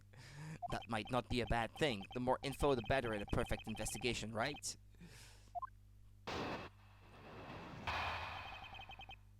What I saw. Part 2. I suppose it's possible you can't see a seated person from the restroom window. However, that doesn't mean that the detective was sitting there when I looked. Anyway, I forgot to testify earlier about probably the most important detail. As I was leaving the restroom, I heard the loud bang of a gunshot. How was that? That is the testimony of one who judges the crimes of others. Your Honor, could you try to state the important facts first next time? I agree. Before you go around judging others, you should learn to judge your own words. I'm sorry. But honestly, I thought that sound was just a noise popper until just now. Now that he mentions it right before we restarted the trial, he did talk about that. Oh, by the way, was there someone celebrating a birthday during the recess? I could have sworn that I heard a popper going off. It was the balloon! It was not a bang from a gunshot. Come to think of it, the other day with my grandson. The most critical point in this argument is when did the judge look into the hallway, and whether that lines up with when the gun was actually fired. Your Honor, if I may, I'd like to clarify a few details in your testimony.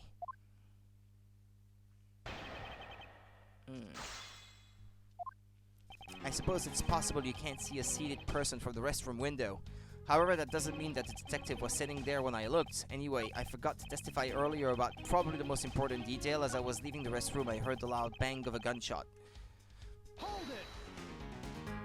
Your Honor, about what you just said. I know, I couldn't believe it myself. Bang, but the one gunshot. He's talking too quick and I just can't read it. Like this, yeah, just like this. And with a quick Your Honor, please remain calm when you're trying to explain yourself to me.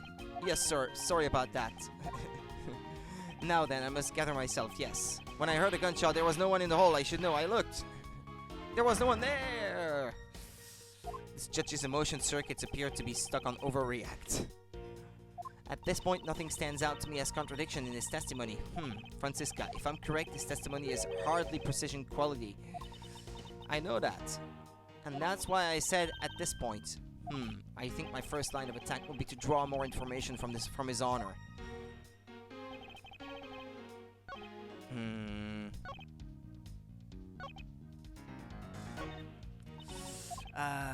What should I do? Show the balloon, maybe?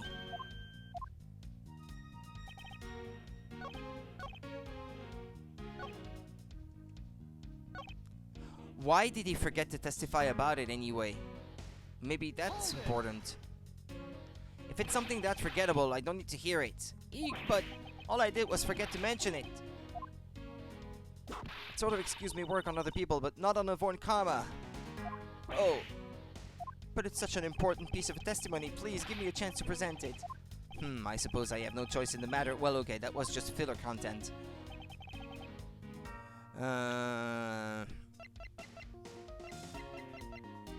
No? Yeah, it's... too early, I think, maybe to be showing that. I don't understand what you're talking about. Never mind, Your Honor. Never mind then, Your Honor. I suppose. Truly sorry, Your Honor.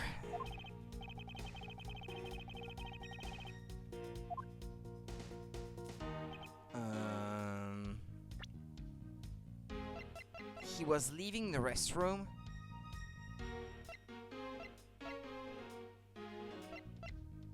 He heard the gunshot right before the trial was about to start again. Oh, maybe that's the one. No? No. Okay, never mind. Because if the trial was about to start again, I was gonna say what he was still in the restroom. What was he? Why was he still there for?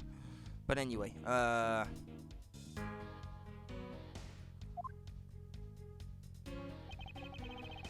don't feel a contradiction in the air. Okay, well, fair enough. Okay. It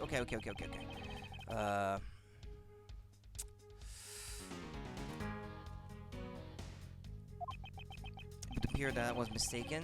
Yeah, okay, well, fair enough. Hold on, let me...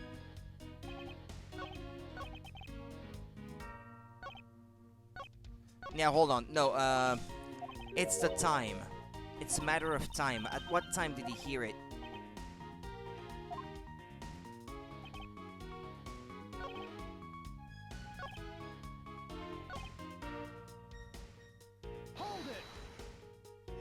As we established, you went to the restroom during the recess. However, at what point in the recess did you look into that hallway? After I called for a recess, I handled the charge of prosecutor paperwork. Maybe about 20 minutes until we reconvened. Yes, that sounds about right. And he says he heard the gunshot at that point. That's not possible unless it was not the gunshot.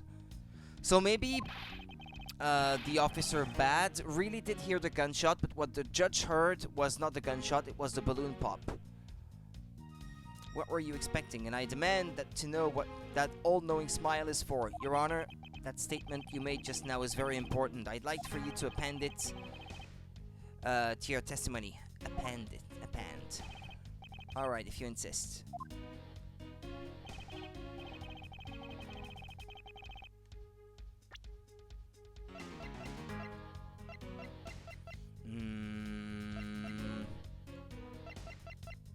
Right there. Okay. I was right with the piece of evidence I had to use, but I wasn't using it at the right moment.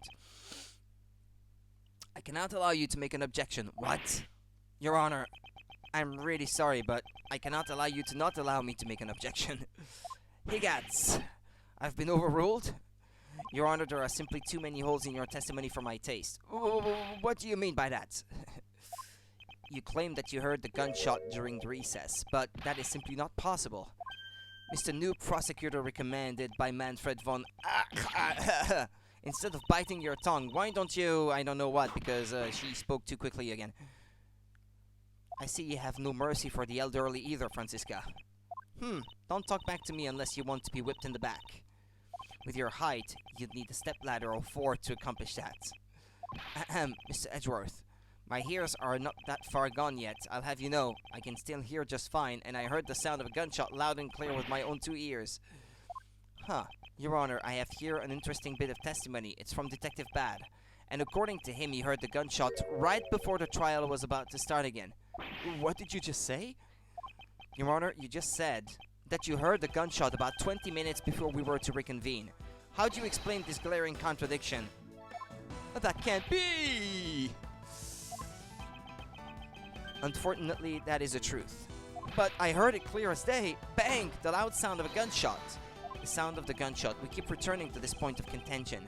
And that piece of evidence, I always wonder why I found it where I did. However, now I understand what that gunshot that the judge heard really was. Unfortunately, Your Honor, this is what really produced the gunshot you heard. This is where the balloon is to be presented. I was showing it too early earlier. Jumping the gun a little. Yeah, that was not a pun with the current situation. Yeah, didn't realize what I was saying until I had to think about it. I found this object in the hallway earlier. What is that pink substance? It may not look it, but this is actually a piece of a balloon. I see, and I suppose you would like me to accept that pink balloon into the court record. Your Honor, I present this piece of evidence in order to overrule your testimony. What? Your Honor, your argument goes as follows. Jumping the gun. Bam. I didn't do it on purpose. You saw no one in the hallway when you heard the gunshot. No, there is no guarantee that the detective was sitting on the bench at that time. I'm on the right path. Therefore, you believe he must have been at the crime scene, defendant lobby number 2. Am I correct? Yes, that's exactly right. Let me ask you something. Do you think that the gunshot you heard was produced by a real gun? I think I've said enough that even you can figure the rest out on your own. Your Honor, you were fooled by the popping of this balloon into thinking it was a gunshot. What manner of trickery is this? That was a good effort you put forth, Miles Edgeworth. But if it was me, I'd have wrapped this thing up before the judge even testified. Care to elaborate on how one ends something before it even begins? Well, to be honest, I did think that the sound was a bit off from a real gunshot sound. But who could have guessed that someone would pop a balloon in a place like this? That's true, one doesn't usually think balloons in conjunction with courthouse. Yeah. I didn't remember the scene precisely. I imagined that she must have had the balloon back then, but yeah, indeed, she was carrying the balloon already at that point. I want to trade these coins with you. That's it. That balloon that girl was holding, it explains everything. Your Honor, if it makes you feel any better, you didn't lie once in your testimony. However, I can't really vouch for its accuracy. Who knew that giving testimony could be such a difficult thing to do? What have I done? I owe Detective Gumshoe a very, very big apology. I will see to it myself that he is released. Wait, there are still a few things I have yet to resolve about what happened in the hallway. Your Honor, I request your permission to further question Detective Gumshoe. But why? I thought we just cleared his name. Whether we did just now or not, I still cannot say. The only thing I can do for now is to continue in my quest for the perfect explanation. Oh, poor judge. He was so excited about giving his testimony and everything. He was so into it, and he failed. His testimony can't be accepted. Oh. And to that end, I must resolve the remaining issues pertaining to the events that occurred in the hallway. Very well. Bailiff, please bring Detective Gumshoe into the courtroom. I must fulfill my mission and find the perfect explanation to this case.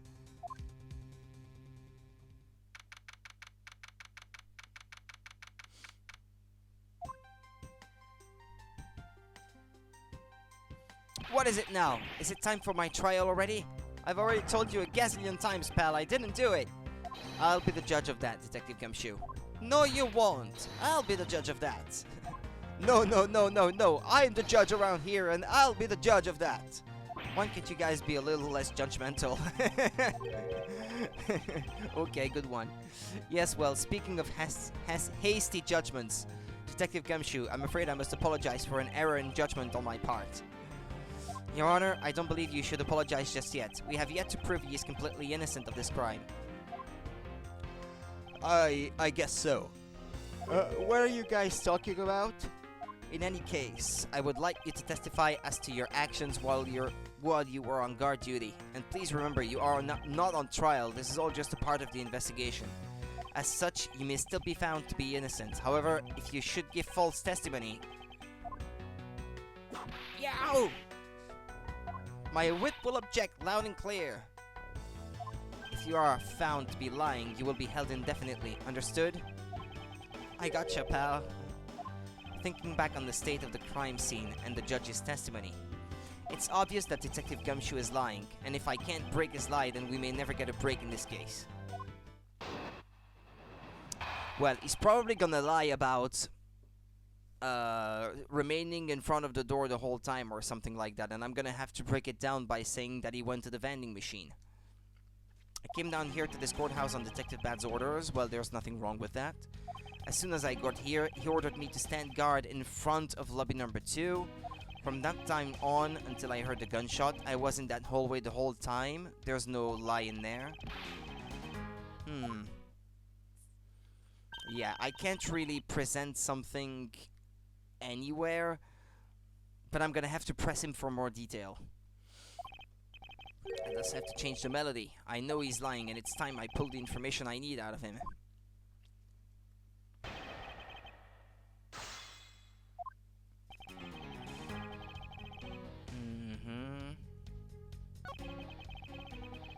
Yeah, let's press here maybe already. And by he, you mean Detective Bat, of course. And this being my first time at this courthouse, he also walked with me up to the 3rd floor hallway in front of the defendant lobbies. And did you meet anyone along the way? Well, just as we entered the hallway, we ran into Miss Yu. When he heard from Miss Yu that Mr. Faraday was not to be interrupted, that's when Detective Bat told me to stand guard in the hallway, pal. So far, Detective Gumshoe's testimony is matching up with Detective Bat's.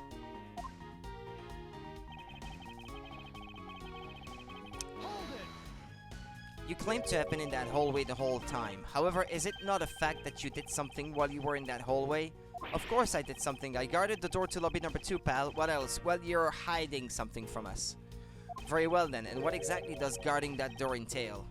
Well, to put it simply... Oh, I know. It was my job to stand in front of the door without moving an inch. You did move an inch. More than an inch.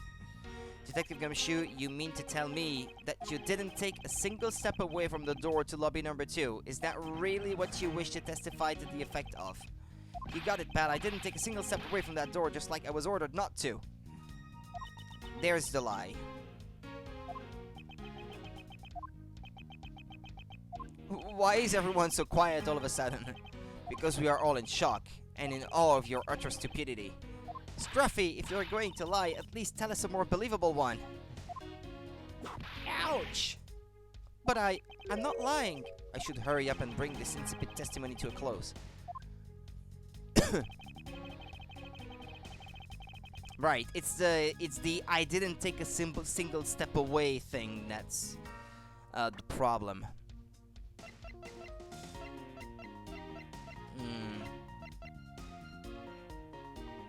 The Swiss roll. I have an objection. What is it, pal? Detective Gumshoe, I wonder if you might recognize this from somewhere. Hey, it's one of those things. The courthouse special Swiss rolls, right, pal? Precisely. In that case, I suppose that you also recall the sullied hallway bench. Yeah, I might have been allowed to present that one too, instead of the Swiss roll, but they are related to one another, so... Hey, you know what? I think it was probably me that did that. Detective Gumshoe, you know you can't go around dirtying up the courthouse like this.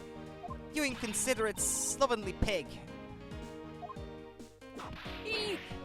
I promise to clean it up later, I swear. Now then, shall we get down to business? About the fact that you didn't move even a single step from in front of that door. If that really were the case, then how were you able to buy a pack of Swiss rolls?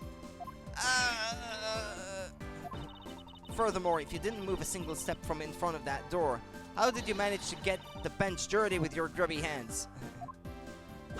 Ouch! It appears that Francisca's whip can do more damage than my words alone can. Alright, I confess, pal. I was hungry, so I bought a pack for myself, okay? I thought I'd get chewed out again if anyone found out about me hating on the job, so I didn't want to say anything. But unfortunately for you, I saw you do the whole dastardly deed. I clearly saw you buying a pack of Swiss rolls from the vending machine. Okay, I'm sorry for lying, but that's all I'm sorry for. You got that because I'm not holding anything else back. That last statement, it may sound like it makes sense. However, there is something I don't quite believe about it. He didn't have enough money to buy the Swiss roll. This is where we're going with this. Are you sure you're not withholding further information from us? Of course not. I've got nothing else to hide, pal. It's not true. Oh, if only that were true, Detective Gumshoe. But it is true, pal. I swear there's nothing else. Detective Gumshoe, I'm sure you are aware of the price of a pack of Swiss rolls, correct? Huh? Remind me again, pal? That vending machine out in the hallway is selling packs of 2 Swiss rolls for $6 a pack. Yeah, it is expensive, isn't it? You remember. And yet, according to you, you didn't have any cash on you until you cashed your $5 annual bonus check. Isn't that right? Let me ask then, how did you manage... Did you manage... proofread that shit before you put it on a cartridge, for crying out loud. To purchase a pack all by yourself. Can you provide me with a proper explanation to that? I told you I bought it by myself, pal. There wasn't anyone else in that hallway with me. So there's no one who could have helped me buy it. Wait, don't tell me. You've got some kind of proof that there was someone else in the hallway, don't you? Correct. As if you could. I mean, what are the chances of that? Wait. You do? Of course I do. What? How? What proof do I have that there must have been someone else there in the hallway? The balloon? Well, I know it's the kid that gave him. You bought it by myself. you did bought it by myself by yourselves. Take that. What the heck is that? Hey, I knew you didn't really have anything. You prosecutors are all the same, always lying to people. You should stop, you know. What? It's not the balloon? I refuse to be lectured by the likes of you, detective. Miles, how long do you plan on being strung along by this moronic detective? I have no intention of falling for his lie, because there was definitely a second person, because if he was truly alone all along, then that piece of evidence should not exist. Which one is it? Hold on, I'll save then.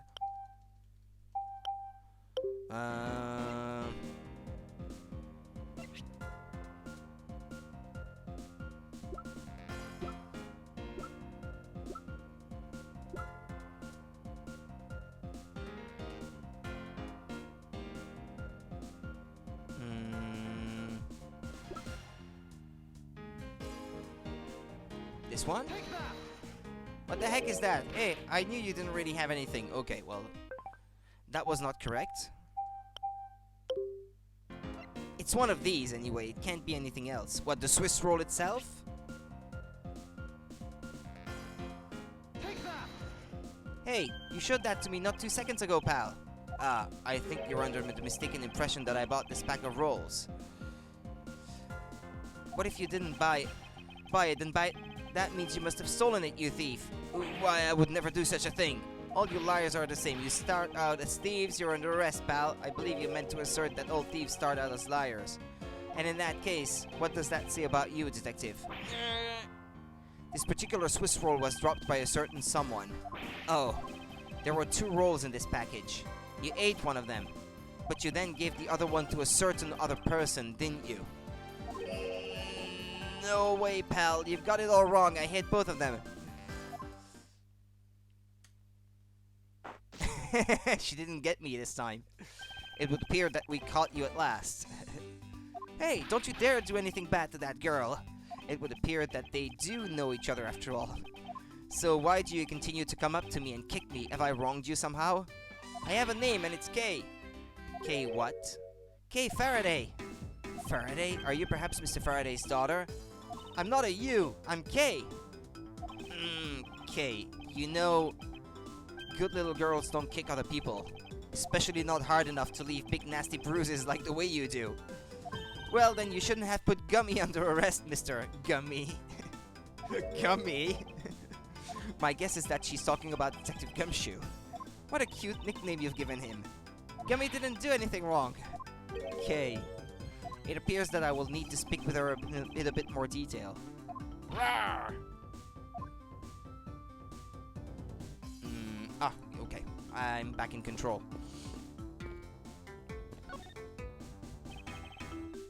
Because she's a schoolgirl, I suppose? Why does she have to show her belly? Is that what you mean? Now then, Kay. She's like a stray cat. I wonder if I should feed her something. The Swiss roll? Take that. Okay, I promise to give this to you if you calm down. Oh, a Swiss roll. No, the uniform? Yeah, it's true that it's a bit unconventional with the belt. Yeah, it's indeed supposed to be set in the US, and this is the kind of problem that you run into when you try to displace a game to a different location. Just how in Legend of the Mystical Ninja on the Super NES, they're in Japan, but they pay everything in dollars. That always rubbed me off the wrong way, but Yeah, and those dollars are actually kobans. Those big golden coins from medieval Japan. It really belongs to you though, doesn't it? Yeah, I was saving it for Daddy. Yeah, but Daddy is dead, I'm afraid. And why is it pervert? She's like 12 years old. She might actually be even younger than that, come to think of it. How old is she supposed to be? Ah, she's not in the character profiles yet. Oh no, there she is. Age 10. Yeah, there you go. She's 10. Yeah, because this takes place 7 years before the previous case, and she was 17 there. Yeah, so that is correct. Your father, he's one of the victims. There's 2 victims in that case, and her father is one of them. Ah, don't you say another word, pal. She doesn't know yet. Thanks for watching out for me, Gummy. But I already know about Daddy. I overheard the guards talking about how he's not here anymore. I'm sorry I couldn't protect him. Okay, I'm not gonna cry. I'm not gonna cry. It's alright, let it all out. Your father just passed away after all. Well, he lost his father too, Edgeworth, so I guess if anyone can sympathize, it's him. I myself was also involved in a case at this courthouse when I was a young child, the case in which my father, who was a defense attorney, passed away. Well, he was gonna mention it himself. All of my dreams of becoming a lawyer were crushed into fine ash on that nightmarish day. Even now, the wound festers deep in the depths of my soul. Ever since that incident, I've dedicated myself to locking away every criminal I can, and now, to have this happen right in front of me, this child, I feel a certain shared fate, a common bond between us. Miles Edgeworth, what sort of gentleman are you? Are you going to just stand there and watch a lady cry? Ah, you're right. Sorry about that. He's gonna offer her his cravat, maybe? Okay, here, how about we use this handkerchief here and dry your little eyes? Ah, it was her handkerchief?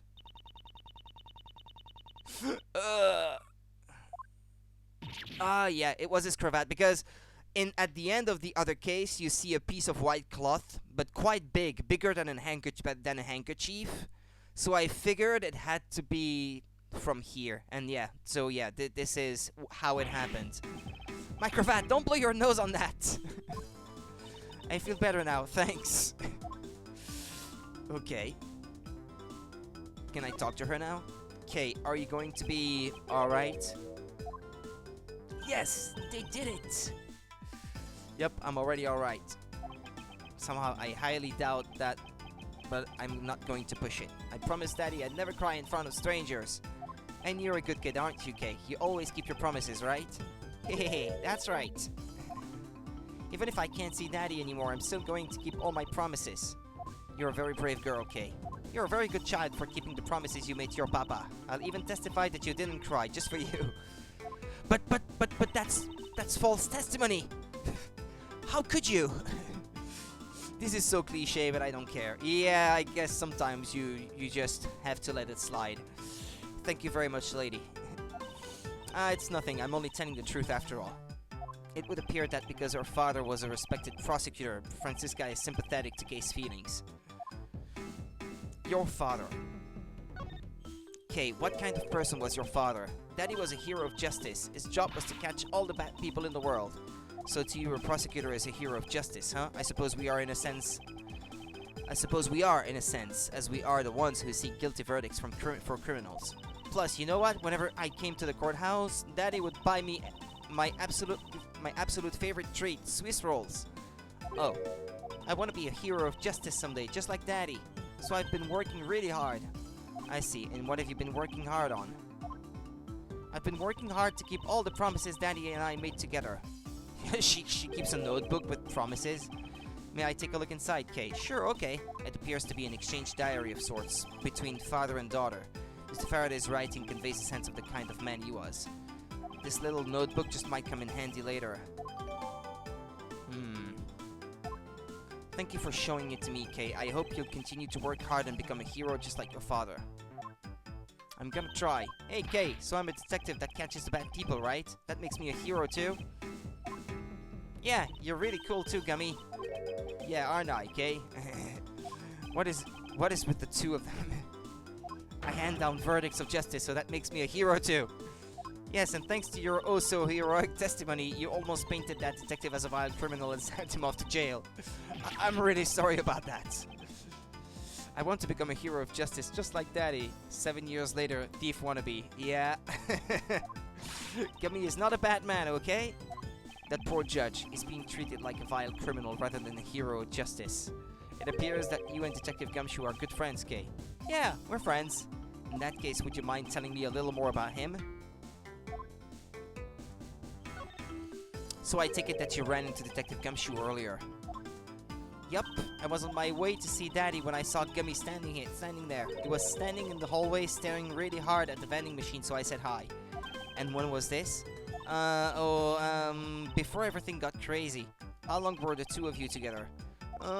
We only talked for a little while, and then we went on our own ways. That's right, pal. Kay and I only talked for a little while, and that's it. Oh, which means we have now confirmed that Kay was in the hallway during the recess, isn't that right? You got me! I told you to stop picking on Gummy, mister! Very well then. I'll just have to speak with the good detective in private later. Were you the one who bought this pack of Swiss rolls, Kay? Well, I didn't really have a lot of money. Yeah, she had exactly $1 in small change, and she came to me to exchange, the coins for the $1 bill. And I somehow made $1 out of all the pennies and quarters I had. But that still wasn't enough, and I really, really wanted one. Come to think of it, she did come and ask me to exchange a handful of change for $1, and that's when you came and asked me to change your money, correct? Yeah, thanks a bunch for doing that, mister. Sure, but let me ask you, even with that $1, you still didn't have enough, correct? Well, that's why... Hey, if you bully Kay anymore, I'm gonna have to arrest you, pal. Need I remind you that you're the one already under arrest? Yow! I sense that Kay is going to be less than forthcoming with this question. Sorry about your roughly thing. Roughly thing. You love their relationship? Yeah, it's quite cute. Yes, well, now that it's positively drenched in your nasal mucus. Don't worry, Kay, I have a spare. So here, you can have this one. But Daddy said, never take things from a stranger. Ah, it's one of the promises you made in your promise notebook, correct? Yeah, look, see, it's right here on this page. This is probably important for later in the case, that. Never take things from a stranger. Never go anywhere with a stranger. Alright then, I'm not giving this to you. I'm merely allowing you to borrow it. You can take it home, wash it, and nice and clean, and then give it back to me next time we meet. Okay, Daddy never said I couldn't borrow things from strangers. Yeah, no wonder she became a thief later on. She borrows stuff.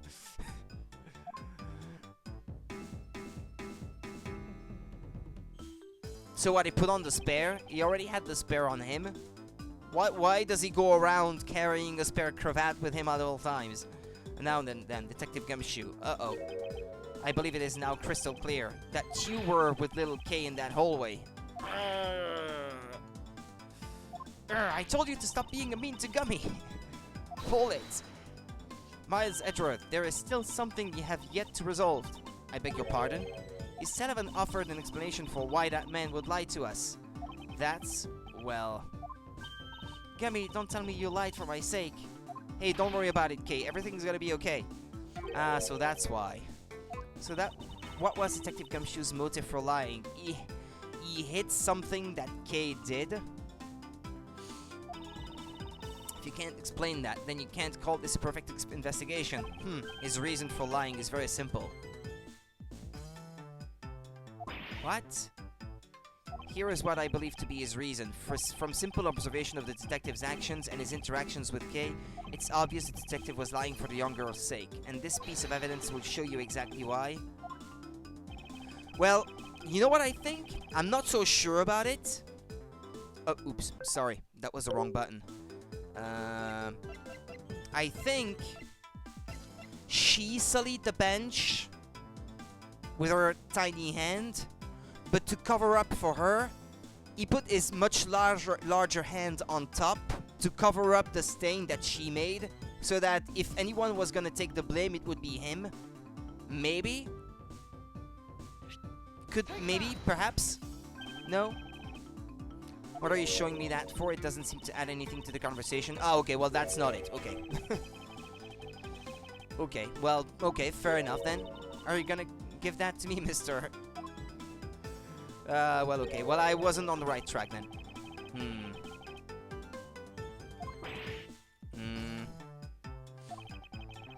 Why are they all teasing me all of a sudden? Although, it's possible that perhaps I made a mistake and that's why now then... Well, the balloon maybe then. It has to be something that has to do with their encounter in the hallway. Take that. This is that piece of evidence. No, that's not it.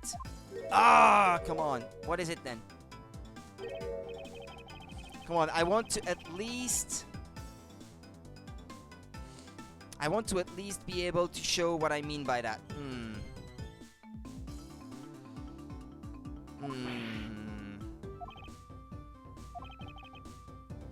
Oh, wait.